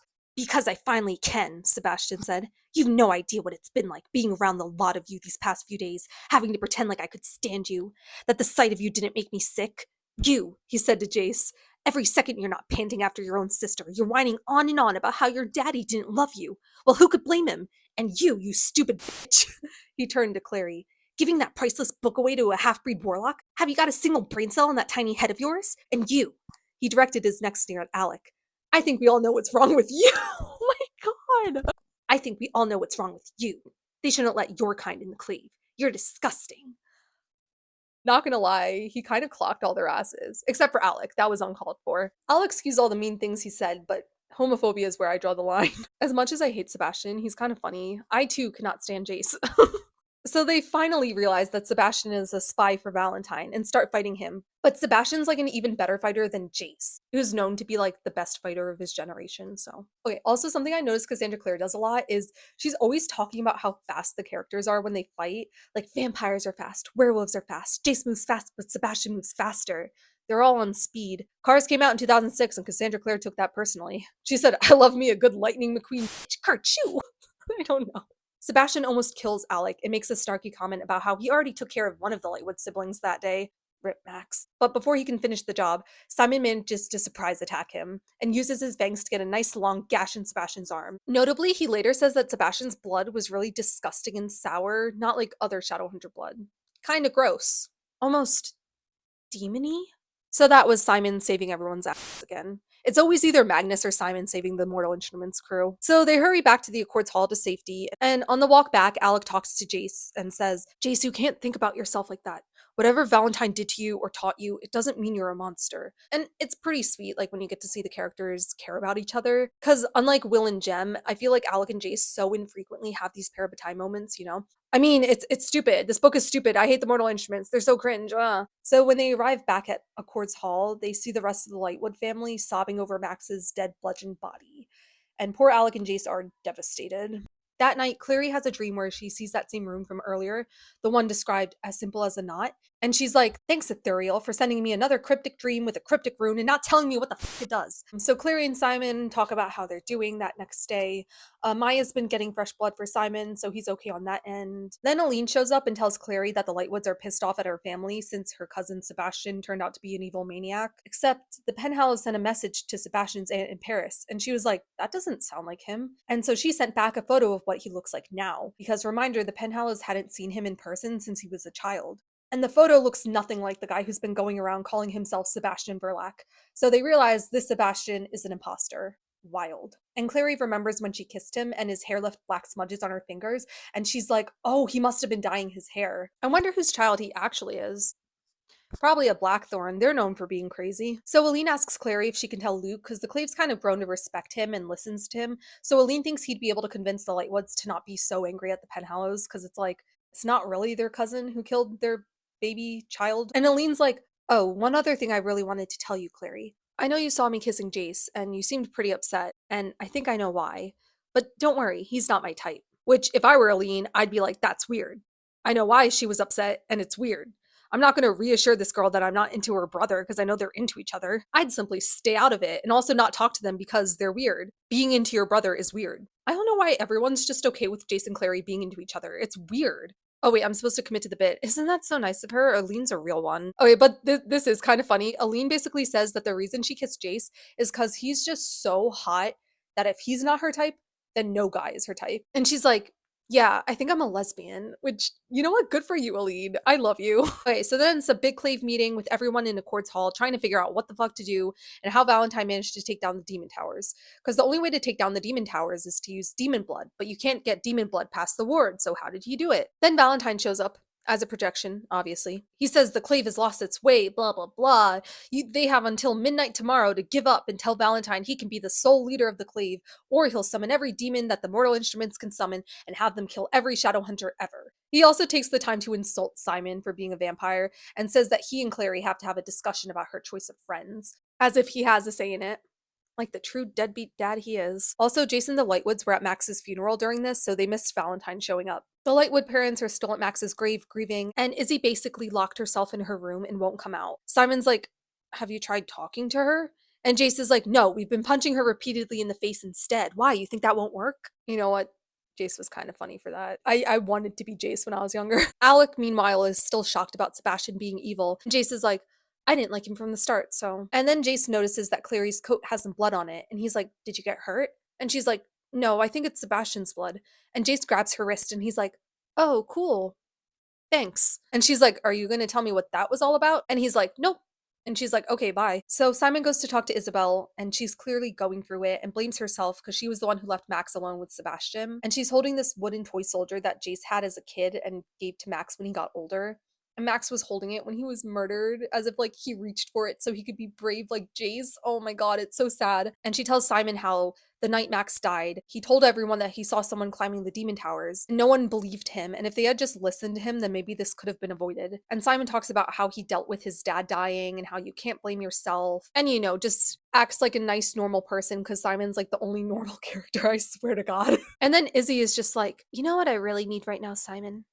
A distraction, and pushes him back onto her bed. And he's like, Izzy, not that I'm not really turned on right now, but do you really think this is gonna make you feel better? And she's like, trust me, I feel better already. Which, okay. So, that happened. No, Simon doesn't sleep with Isabel. He's a good boy. Meanwhile, Clary's failing to fall asleep, worrying about what's going to happen tomorrow, and then Jace just pulls in Edward Cullen and shows up at our window. I'm going to spare you guys the details, but he's basically like, I didn't know what to do or where to go, but I just found myself coming here. To you. And coming to the thought of you. I'm sorry. So he has this like 3-page long sappy speech about how he's never felt this way about a girl before, and he thought it would go away, but it's just gotten stronger, and it would maybe be cute if the love was forbidden for literally any other reason than them being siblings. Okay, fun fact, my history teacher in insert grade here was like a big nerd, super funny, super cool. He kind of looked like John Green, like, you know, I had a bit of a crush on him. Anyway, one day I was like at my desk rereading these books before class started, and he was like, oh, I read those before. And I was like, really? Wait, really? And we just looked at each other, and I think there was like a silent understanding between the two of us to not discuss that further. Great teacher. I loved the guy. Hi, if you're watching. I'm part. But yeah, Jace is all, I'll never stop loving you. I can't bear the thought of watching you fall in love with someone else. Y'all have known each other like 2 months, not even like a month at this point. Not enough, okay? I've had passive crushes that have lasted years and years and still knew that it could never happen and didn't delude myself. So, like, get over her, Jace. God, you can never be with her. So, yeah, they spend the night together. Not like that, though. Just like sleeping next to each other in the bed, only touching hands. You know, like wholesome teenagers do in a YA book. The next morning, Jace is like, yo, Luke, I'm gonna go after Valentine and kill him on my own, by myself, because I'm cool like that. I have a thread that's soaked with Sebastian's blood, remember from Clary's coat, so I'm gonna use it to track him, and thus Valentine. Luke's like, you're gonna fucking what? You're 17. You know what? I can't stop you. Good luck, don't die. I know you're not my son, but I'm still proud of you. Clary wakes up later and she's like, oh my god, Jace is gone. And he left her a letter telling her what his plan is, yada yada. She goes downstairs and sees that Simon and Izzy literally just got back after spending the whole night together. And Clary's like, we're gonna unpack that later. My phone ran out of storage, so it just cut off me saying that Clary shows Izzy the letter and they both start arguing because Clary wants to go after Jace, but Izzy says that it's too dangerous and that they won't be able to stop him. No one can. And their argument ends with Izzy basically saying how she's known Jace for 7 years, Clary's only known him a month, and she appreciates what Clary's done for Jace because him meeting her was kind of like him finally waking up, and he finally started caring about himself and others, and if they weren't siblings, Izzy would be happy for them. But Izzy knows that all Clary's presence does is hurt Jace, because seeing her every day means he won't be able to get over her. And Izzy likes Clary, but she hopes that if they're still alive after all this, that her family moves far away and they never have to see Clary again for Jace's sake. A bit blunt, but what needed to be said? I like you, Izzy. Clary's like, why would you say that? And Izzy's like, because you're accusing me of not caring about Jace. He's my brother. I love him, and not in the sick, twisted way that you do. No, she doesn't say that. Oh yeah, then Jocelyn shows up, alive and well. Remember Jocelyn? Clary always thought that she would be so happy to see her mom awake again, but now that she doesn't have to be worried about whether Jocelyn will wake up again, she realizes how upset she actually is about Jocelyn lying to her about being a shadow hunter. But the thing she says to her is, why didn't you tell me I had a brother? Well, yeah, maybe if she did, we could have avoided this whole mess. But yeah, she goes off on Jocelyn for lying about being a shadow hunter and the fact that her father is still alive and stealing her memories and all of that.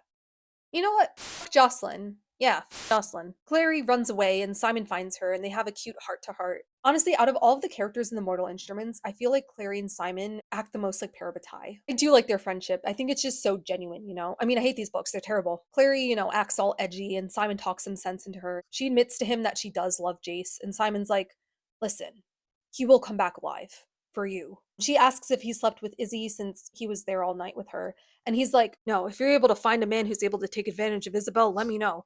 I'd like to either shake his hand or run away very fast. He also says that he loves Clary and he's glad that they tried to date because then he was able to realize that it wouldn't work, but he still loves her as a friend. And he mentions how Raphael said that Simon was bad at being a vampire because vampires accept that they're dead. And Simon says, but as long as I remember what it was like to love you, I'll always feel like I'm alive, which is like the cutest thing ever. Why did Cassandra Clare have to ruin this perfectly good book with a stupid sibling plot line? I mean, I love the sibling plot line.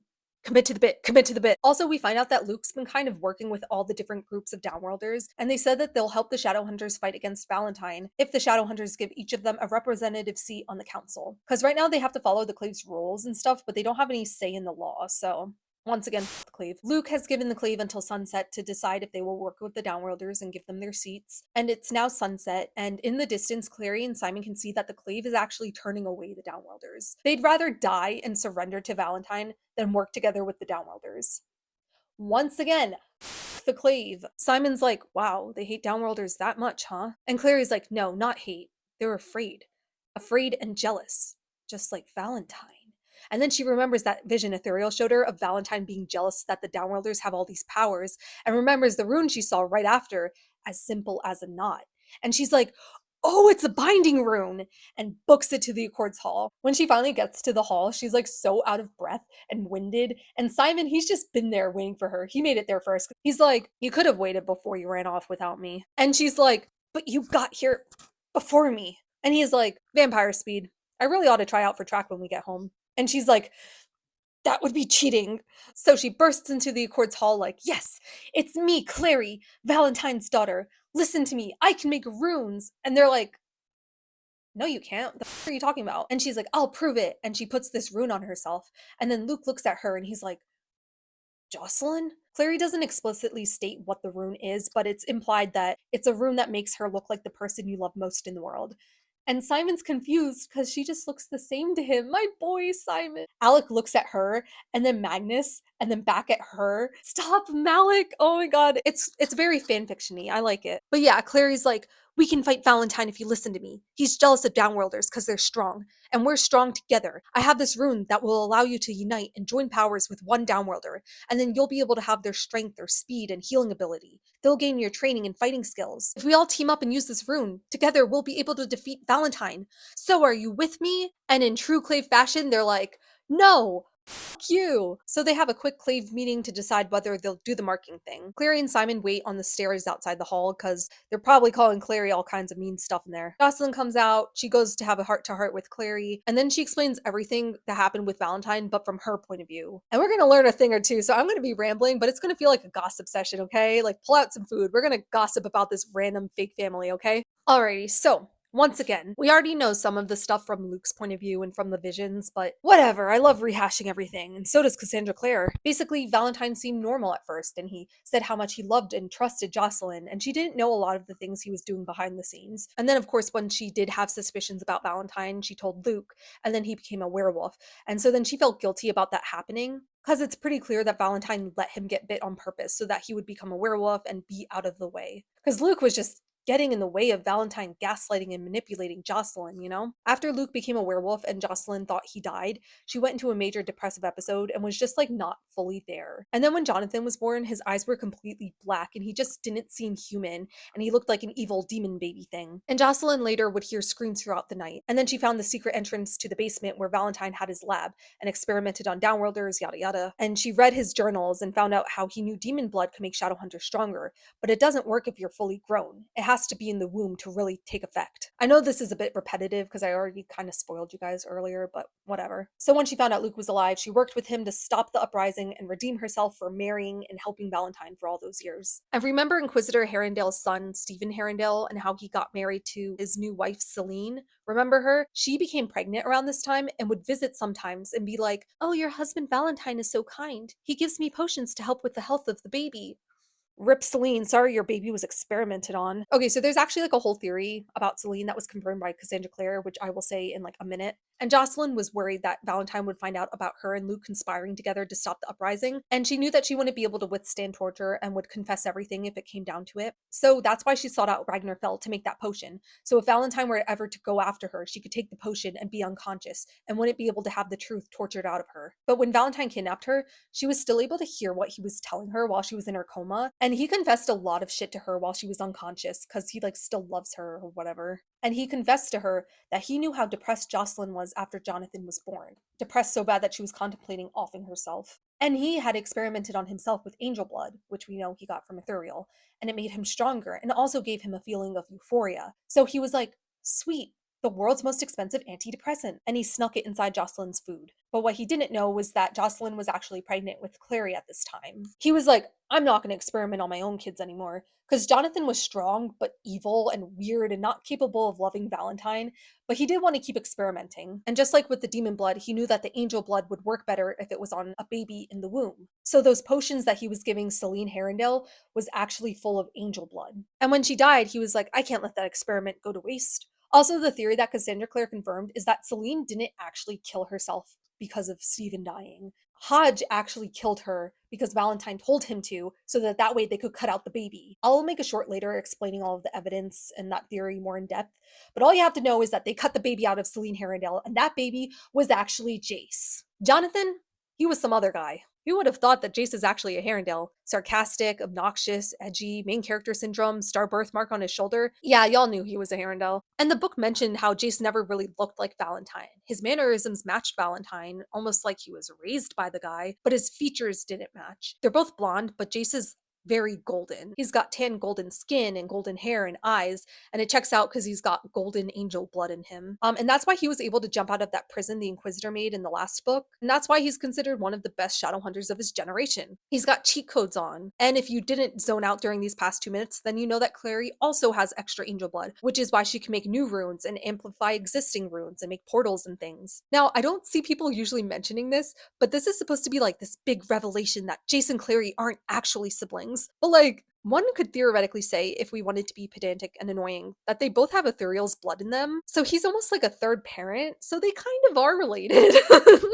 I know that's not how that works, and genetically they're not siblings, but it's kind of funny to think about it that way. So if Jace isn't actually Jonathan, then who is? I know you guys know. All right, so Valentine secretly raised Jonathan in a house he had in Adris, and then he raised Jace in Wayland Manor, pretending to be Michael Wayland. And when he faked his death the first time as Valentine, he killed Michael Wayland and his son and used their bones to pretend like it was him and Jonathan who were dead when he like burned down Fairchild Manor. So yeah, Valentine would split his time between each boy, Jonathan and Jace, and raise them both at the same time. And he taught Jonathan how to act charming and like a normal person who isn't a psychopathic monster. And Jonathan knew about Jace, but Jace didn't know about Jonathan. And who is Jonathan?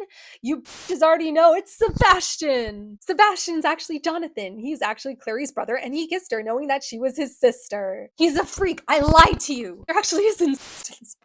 Oh, and that's how he inactivated the demon towers and took down the wards, because you need demon blood, right? And Sebastian is still technically a shadow hunter, so he was able to enter Alicante and then climb a demon tower, which Max saw, and then used his own blood with demon blood inside to take down the wards.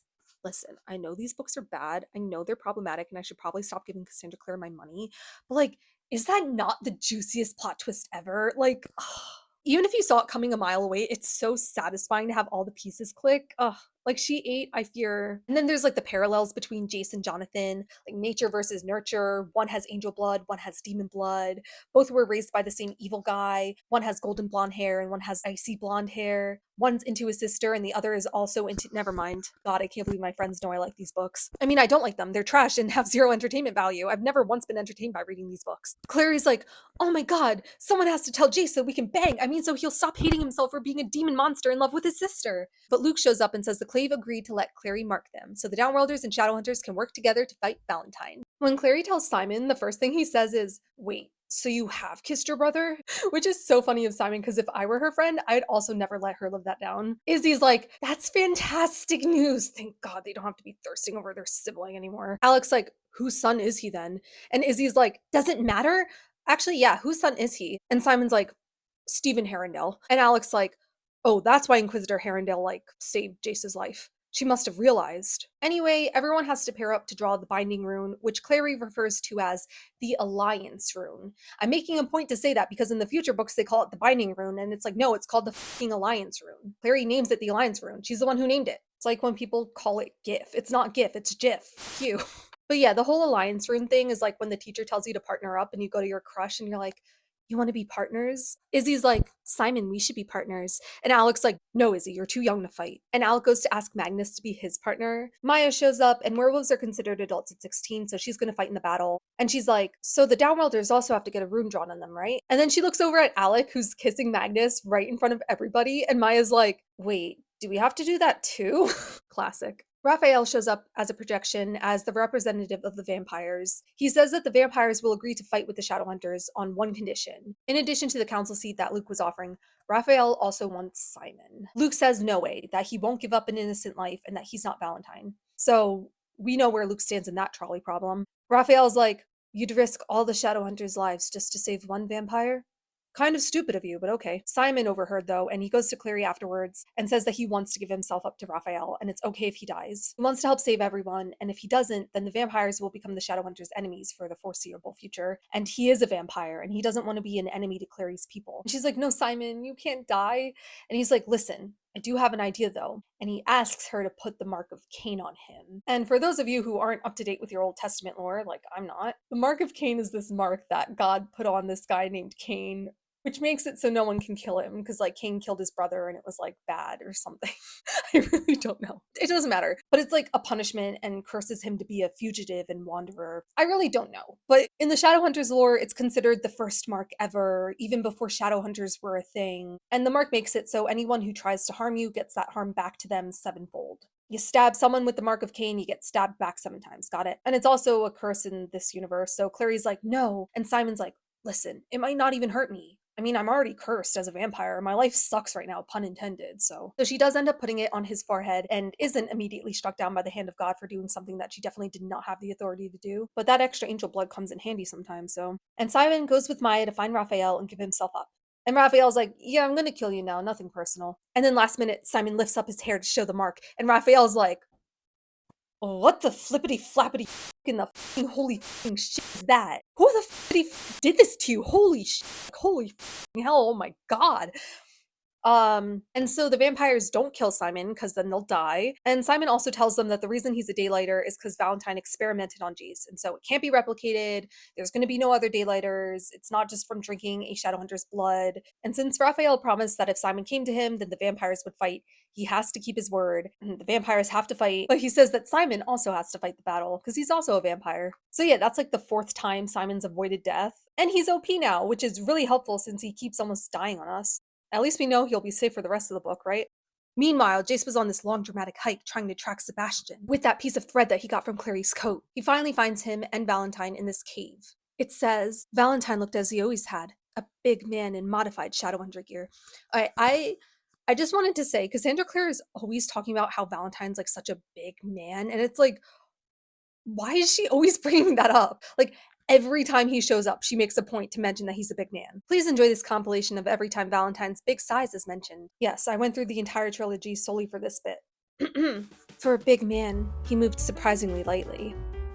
He was a big man, broad-shouldered with a thick frame. He moved with an easy, careless grace, unusual in a big, broad-shouldered man, the figure of a man with broad, plank-like shoulders. Valentine was a big man, even flat on his back, and of a big, dark, broad-shouldered figure leaning down. Valentine looked as he always had, a big man in modified Shadowhunter gear, his broad, thick shoulders at odds with his sharply planed, fine-featured face. Oh my god, just f him if you want him that bad. We get it, Cassandra. You like him big. You'll like him chunky. I guess size really does matter in the Shadowhunter universe. No wonder Jocelyn stayed. Anyway, Valentine's like, Jonathan, why did you kill Hodge? He was loyal. And Sebastian's like, because otherwise then they'd find out about the angel and your plans. And Valentine's like, no, you just wanted to kill him. You always do. Yeah, Daddy Valentine doesn't really like Sebastian that much. Like, Sebastian's sadistic ways freak him out a bit. It's kind of funny. Valentine figured out that Luke convinced the Clave to work with the Downworlders, and he's pissed off that they're not surrendering to him. Because Consul Malachi, aka the guy who is #1 in charge of the Clave, is working for Valentine, and he promised that he would have the Clave surrender to him. Valentine's like, I'm going to go to Lake Lynn now and use the mortal instruments to summon the angel Raziel. You stay here, Jonathan, and summon the demon army at midnight. And Jace is like, why is Valentine calling Sebastian Jonathan? I'm Jonathan. Oh, Jace. At least you're pretty. And Sebastian's like, Father, why can't I just summon the demons now so I can go with you? I just want to go with you. Why don't you love me? And Valentine's like, first, I gave the Clave until midnight to surrender, so I'm going to keep my word and wait till midnight. Second, I don't want you coming with me, Jonathan, you freaking weirdo. I mean, I love you, Jonathan. You're so important to me. And an abomination. God, I wish Jace was the one working with me, not you. I mean, maybe one day you'll inherit the mortal instruments from me, and then you can summon the angel yourself. I don't trust anyone else with this job, so that's why you have to stay here and far away from me. Bye. And Sebastian's like, ugh, I hate the angel. I hate Valentine. No one understands me except for MCR, Hot Topic, and Olivia Rodrigo. God, I love her music. She's really bringing punk back to the pop music scene. You can come out now, Jace. I know you're here. Jace tries to leave, but then Sebastian blocks him. He's like, when you were watching me with Valentine, did it bother you? And Jace is like, that you seem to be dating my dad? I mean, you're a little young for him, to be honest. Sebastian's like, what? That's the only thing that Jace could have possibly said that would have thrown Sebastian off. Once again, Jace is unfortunately sometimes really funny. Sebastian quickly recovers, though, and starts dragging Jace to filth again. He's like, I wondered about you sometimes. There seemed to be something to you on occasion, something behind those yellow eyes of yours. A flash of intelligence, unlike the rest of your mud stupid adoptive family. But I suppose it was only a pose, an attitude. You're as foolish as the rest, despite your decade of good upbringing. Jace is like, what? And Sebastian's like, that's right. We had the same upbringing. Valentine raised me too. And Jace is like, oh my god, you're my secret brother? We should fall in love now. I find it so funny though that Jace automatically assumes that this means that Sebastian is his secret brother. He's like, how did Valentine secretly have a third child? Who's the mom? And like, he doesn't realize that he isn't Valentine's son. Like, he just thinks that Valentine had two sons and named them both Jonathan. Like, he couldn't afford another name. Guess it would make it easier so that he doesn't accidentally call them the wrong name, right? I'm gonna keep calling him Sebastian though, because it's easier, and also the characters also keep calling him Sebastian. And now looking at Sebastian, Jay sees that he really does look like Valentine. And he somehow got all of that black box dye out of his hair in like one day, which is honestly the most unrealistic thing about this whole book. So now we can see that he has the same platinum white blonde hair as Valentine. And then he starts choking Jace. Kinky. Jace passes out, then comes to, and Sebastian's like, good. I was worried I killed you too soon. Oh my god, I love doing the Sebastian voice, but it messes with my throat. God. I'm gonna need some tea with honey after this. Yeah, so Sebastian's like, you suck at fighting. Did Valentine even teach you anything? You know, for my 9th birthday, Valentine taught me that there's a place in a man's back where if you sink a blade in, you'll pierce his heart and sever his spine all at once. What did you get for your 9th birthday? A cookie? Which, okay. Now I'm comparing birthday gifts. He's so funny. We also find out that the valley they're currently in is where the cottage that Valentine raised Sebastian is. And Sebastian's like, I knew all about you growing up. Bet you didn't know about me. And Jace is like, yeah, Valentine wasn't much given to bragging about you. Can't imagine why. Anyway, Sebastian summons all the demons. Early, mind you. Impatient guy. And he says that it was good Jace led Sebastian to Hodge that night, because that's how him and Valentine found out that Lake Lynn was the mirror. And once you have all 3 mortal instruments, you qualify for a free iced coffee. You can summon the angel Raziel, just like Jonathan Shadowhunter did. And you can also ask for a wish. And Valentine, after he stole the mortal cup, had all of his followers drink from it. And so he's going to wish for everyone who didn't drink from the mortal cup to be stripped of their Shadowhunter powers. And then since they're no longer Shadowhunters but still have their marks on them, it's going to turn them into Forsaken. And then the demon army they just summoned will kill them all. Diabolical. Then Sebastian goes to kill Jace while he's all tied up. You know, like a coward. But Valentine's Raven's watching them, and Jace is like, the Raven will tattle to Valentine, and then he'll be really pissed off at you. He'll probably ground you. He might even throw away your Blu-ray copies of the Twilight movies. And Sebastian's like, no, he'd never. Fine, let's fight. And they do, but Jace keeps passing out because he's really injured. And also, Sebastian's way more powerful than him because he has the demon blood. Finally, Sebastian spills the beans that no, they're not actually brothers. He's Valentine's son, and Jace isn't. And Jace is like, so I'm not the one with demon blood. You are. That makes so much sense. That's why Valentine wouldn't bring you along to summon the angel, because he's ashamed of you and didn't want to show the angel what he had created because you're like a monster. This pisses off Sebastian. He's like, shut up! And goes for the killing blow. But then his hand spontaneously self-amputates, because Isabella frickin' Lightwood has come to save the day, and she used her whip to cut Sebastian's hand off. His fighting hand too. She goes, that was for Max, you bastard, my girl. And Sebastian pleads to lick his wounds. Izzy heals Jace. She says that she respected that Jace didn't want them going after him, but she didn't want him to die without knowing that he doesn't have demon blood and that he's not Clary's brother. Then Sebastian comes back with his like arm all wrapped up and knocks out Izzy. And Jace, who's like half dead at this point, manages to bring himself to Sebastian and stab him in the back at that special place where you can pierce a guy's heart and sever his spine at the same time. He's like, I guess we got the same birthday gift that year, bitch. Love it. Meanwhile, everyone else is fighting all the demons and stuff, and it's chaos. Simon's fine, though, with the Mark of Cain. But apparently it's a curse, guys. It's a curse. Clary's alone in Accord's hall, not knowing how the fight's going on because she's too young to fight. She overhears Consul Malachi talking to a projection of Valentine, and he's like, your Raven told me your other son, Jace, overheard your plans and is currently fighting with Jonathan. Also, what's going to happen to all the innocent marked children and teenagers who didn't vote in the Clave's decision but are going to become Forsaken because of your plan? Valentine's like, it'll probably take them longer to turn into Forsaken because they're so young. We'll figure out a way to reverse it before they become Forsaken. Don't worry about it. Valentine said, F them kids. Valentine leaves, and then Consul Malachi sees that Clary was eavesdropping, and he tries to hurt her, but then Valentine's Raven kills him, because he was mean to Valentine's Raven. Clary, now knowing Valentine's plans, portals to Lake Lynn to stop him. She lands in the lake, though, and almost drowns, but Valentine saves her. And then he puts a rune of silence on her and a rune that binds her wrists and ankles so she can't stop him, you know? He's like, we've never gotten to have a real conversation, you and I.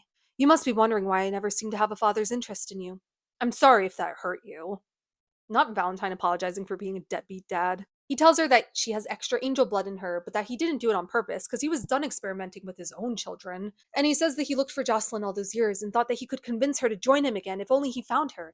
But Clary is the only person Jocelyn loved more than Valentine, and so he hates Clary because he wants to be Jocelyn's number one. Them kids. He also says that you need blood to complete the summoning ritual, and he was going to use his own, but now that she's here, it must be the angel's way of telling him to use her blood. And he swings the sword, about to kill her, but then Jace shows up and knocks the sword away. Valentine's like, oh, word, are you here to watch, Jace? And Jace is like, no, I know all about your plan, and I'm here to stop you. Izzy's already on her way to warn the Clave. And Valentine's like, I fail to see how that's going to stop me, but okay. Jace is like, I know all about who my real dad is. Did you kill him like you killed my mother? And Valentine's like, no. Jace is like, tell me the truth. And Valentine says, it wasn't a son I needed, Valentine said. It was a soldier. I had thought Jonathan might be that soldier, but he had too much of the demon nature in him. He was too savage, too sudden, not subtle enough. I feared even then, when he was barely out of infancy, that he would never have the patience or the compassion to follow me, to lead the Clave in my footsteps. So I tried again, with you. And with you I had the opposite trouble. You were too gentle, too empathetic. You felt others' pain as if it were your own. You couldn't even bear the death of your pets. Understand this, my son. I loved you for those things. But the very things I loved about you made you no use to me. So you thought I was soft and useless, said Jace. I suppose it'll be surprising for you then, when your soft and useless son cuts your throat. Oh. Valentine's like, don't try to kill me, because I don't want to. And Jace is like, die?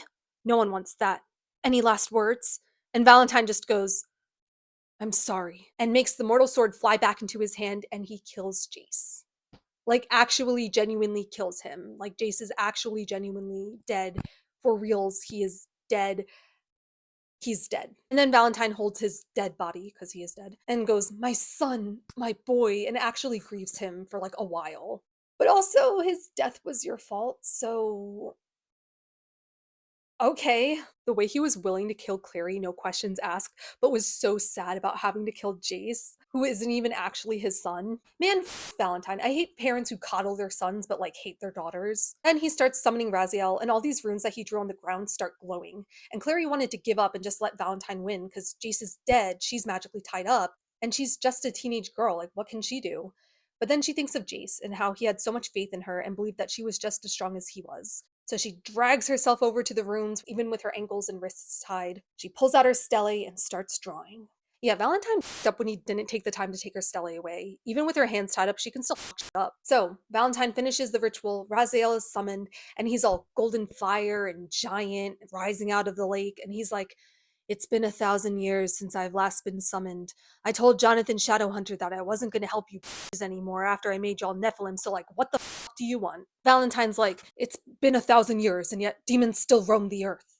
And Raziel's like, what is that to me? 1,000 years is literally nothing to an angel. I don't give a f***. Valentine's like, well, the Nephilim used to be great, but they have lost their way. I intend to bring them back to their former glory. Make Shadowhunters great again. Raziel goes, glory? Glory belongs to God alone. And Valentine's like, but I want to get rid of all the demons and downworlders. Raziel's like, first of all, downworlders have souls, so jot that down. Why are your definitions of human beings stricter than mine? Are you really trying to go against heaven like that other morning star whose name you bear? Oh, because I don't think I mentioned this, but Valentine's last name is Morgenstern. Yeah, just like Lucifer, the devil himself, so, very on the nose. The angel's like, you don't care about making the world better. You just want to give yourself more power. You don't care about heaven. My brother Ethereal can attest to that. Ooh. And he's like, yes, the master of the summoning circle can compel from me one action, but you're not that master. Your daughter, Clarissa Morgenstern, is. And Valentine turns around like, what? And Clary's there like, because when he wasn't paying attention, she crossed out his name and put her own name as the master instead. Valentine goes, what have you done? And then the angel kills him. And Raziel says, that was the justice of heaven. Also, Valentine's death means that all the demons are going to start fleeing, and so the battle's basically over for your fellow Shadowhunters. Okay, so what do you want me to do? You may compel from me one action. Choose wisely. And also hurry up, because Heaven's Most Eligible Bachelors is on, and I'm missing the season finale. Clary thinks about all the things she could ask for. She could literally ask for anything. World peace, to end hunger or disease. She's like, I mean, if it was within the jurisdiction of angels to fix those things, they probably would have already, right? Right? Yeah, they wouldn't want me to wish for that stuff. Because that's like too much. Yeah. I want Jace back. Yeah, Clary is a fucking villain. I swear to God. She could have wished for, I don't know, she could have asked Raziel to like fix the wards around the world so then less demons pour in and the Shadowhunters actually have a fighting chance and could like stop getting slaughtered left and right. Or for there to be more powers for the Shadowhunters. Like that totally would have been in his power to do. Clary, is the day that good? You wouldn't even know because y'all haven't even made it past first base. God. Raziel's like, I mean, if that's what you want, okay. And he tells her to close her eyes, and then a moment later, Clary hears Jace calling her name, and they're reunited, and Jace is like, you could have had anything in the world, and you asked for me? And she could respond with something sweet and genuine, like, of course I did, because I love you more than anything else in this world. But instead, she says, you're not my brother, you know that, right? And he goes, yeah, I know. And that's the end of the book. Okay, time for the epilogue. It's really long. Valentine has a funeral, which is stupid because he's evil and doesn't deserve a funeral, but I guess they thought Clary and Jocelyn would want it, so they did one. My theory is that they just wanted to make sure that there were witnesses present to see his body burned, so that they could be extra certain that he was dead. And for those of you wondering, yes, Cassandra did take the time to mention during the funeral scene that Valentine was indeed a big man. We need t-shirts that say Valentine was a big man. Where are they, Cassandra? Also, a group of Shadowhunters went to get Sebastian's body, but they couldn't find it. And they're like, oh, it was probably washed away by the river because he like fell right by the riverbank. Jace, though, has his doubts. And the fact that there's 3 more books probably also means that you guys have your doubts, especially since faking your death runs in the family. Anyways, Jace spent the last few days in the Basilius, which is like the Shadowhunter hospital, because he was really beat up. He did literally die, after all. Although no one but him, Clary, and Raziel know. And it'll definitely not have consequences in the future. He couldn't bring himself to go to Valentine's funeral, but he watched the smoke from the pyre from a distance. Luke shows up then, and he's like, hey, Jace, you're allowed to mourn Valentine. He was your dad, even if he sucked. And Jace is like, I keep thinking about what Hodge said about nature versus nurture. I can't help but wonder, if I hadn't been sent to the Lightwoods, would I have ended up like Sebastian, even without the demon blood? And Luke's like, God, I don't have the energy to unpack all of that. I mean, it doesn't matter. I think Valentine sent you away because he loved you in his own way and knew it was the best chance for you. It was probably one of the few things he really did for someone else. If nothing else, remember that. Also, Amadis asks to meet with Jace, and she's like, hey, I know you've never met Stephen, your father, but I was married to him. I have a box with letters from him and a family tree and some of his other belongings, so I want you to have it. You might not have questions about him and the Herondales right now, but if you do in the future, you'll have this. Jay shows her his star birthmark on his shoulder, and she says that the Herondales have that birthmark because rumor is one of their ancestors came into contact with an angel and it touched him on the shoulder, and that's why they have it. But what she doesn't know is that it's because Will and Tessa got freaky in a cave, so. And Clary also has the birthmark, but that's because she was also touched by Ethereal. Also, the old Inquisitor Herondale, when she was dying, said to Jace, your father would be proud of you. And Jace was like, Valentine? But now he knows that she meant Stephen Herondale because she realized that he was her grandson. And Amadis is like, yeah, Stephen would be proud of you. Then there's a scene of Aline, Izzy, and Clary getting ready for the big "we won the battle" celebration. And Izzy's like, you're gonna dress up for Jace, right, Clary? And it's weird, like you just found out you're not siblings. Give it some time before you hard launch your relationship. God. I know it's not in anymore, but that doesn't make it less weird. And Clary's like, I actually haven't talked with him since the night of the battle. And Aline's like, maybe he's not interested now that your love isn't forbidden. Which is so funny of her. That's so f***ed up. Jocelyn and Luke have a conversation. Oh yeah, like no one we cared about died during the battle.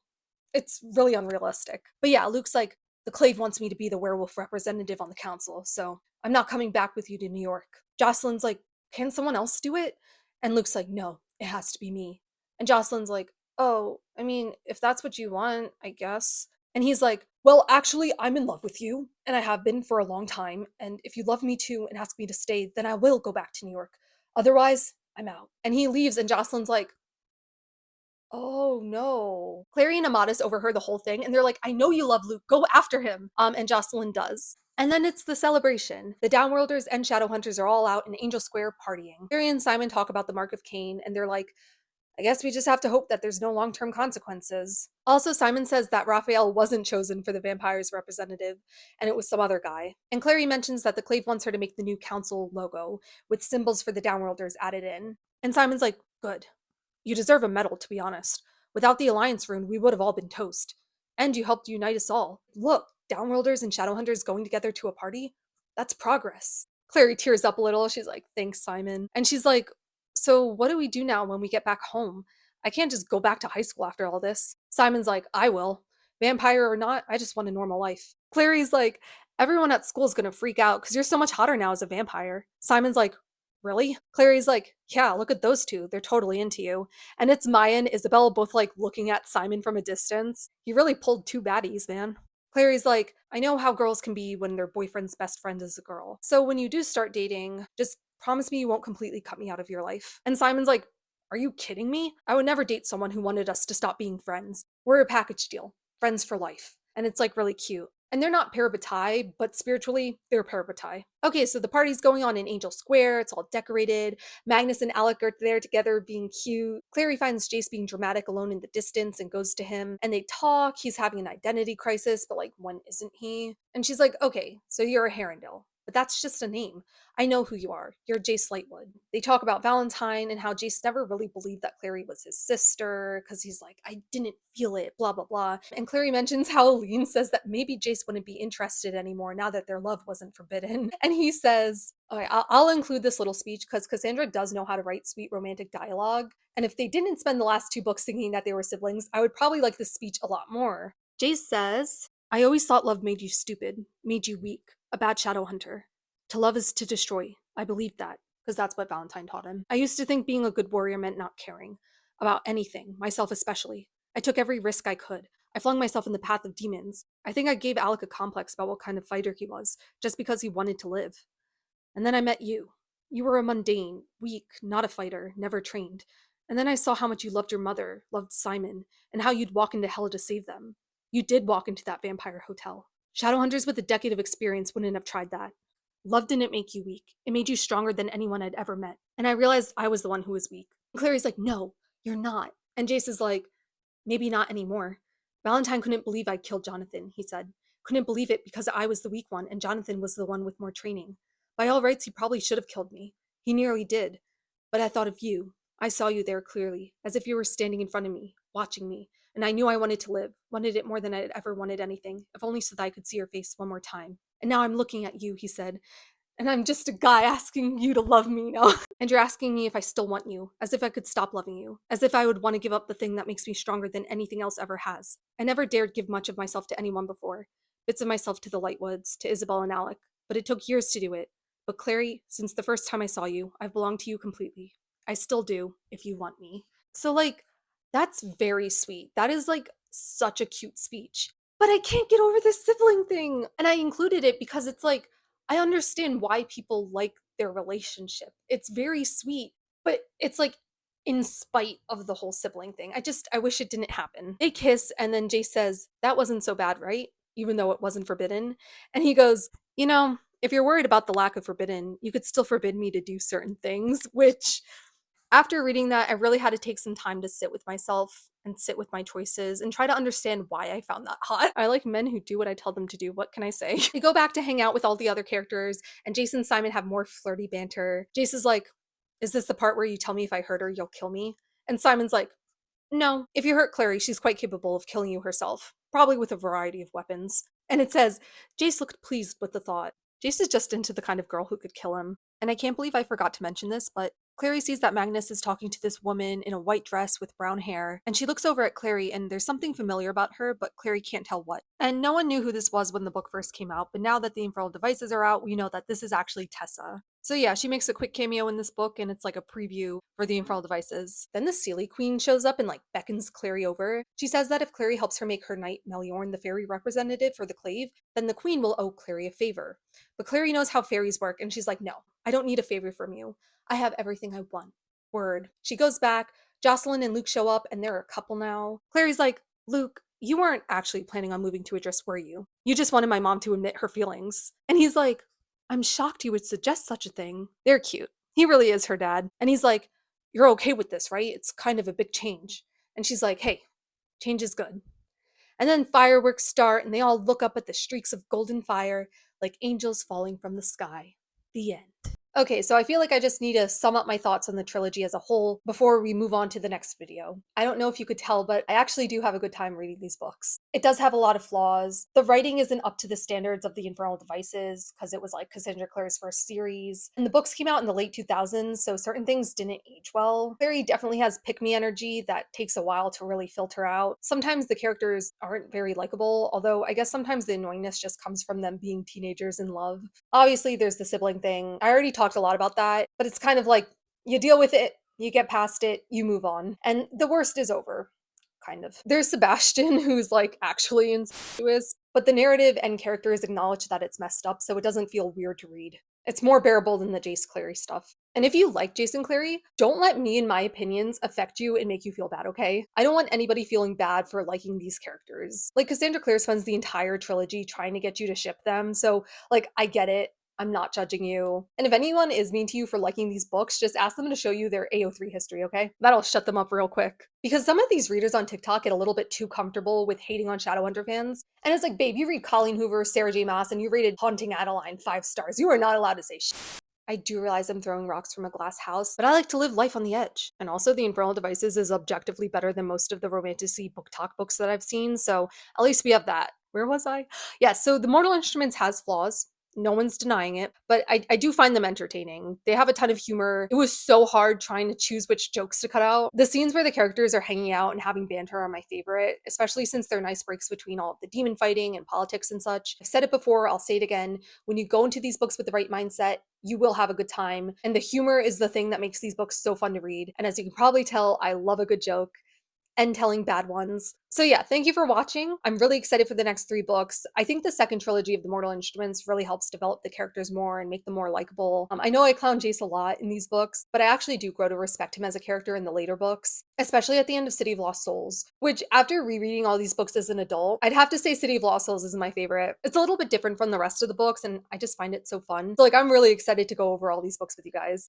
And more importantly, our main couple won't think that they're siblings, so I won't have to stop the video every 5 minutes to reassure you all that I'm not into incest. Because if I didn't do that, then I'd have people in the comments clutching their pearls all, oh my god, she's into incest! It's not my fault that you guys are cowards and I'm not, okay?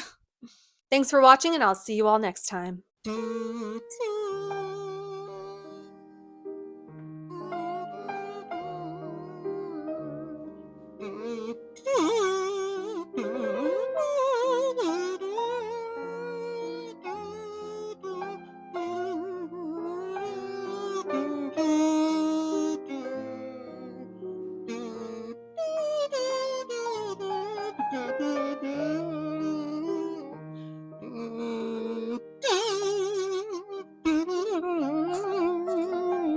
I can't wait for City Fallen Angels. That's the book where Jace and Simon finally admit their feelings for each other and then promptly find out that they're related.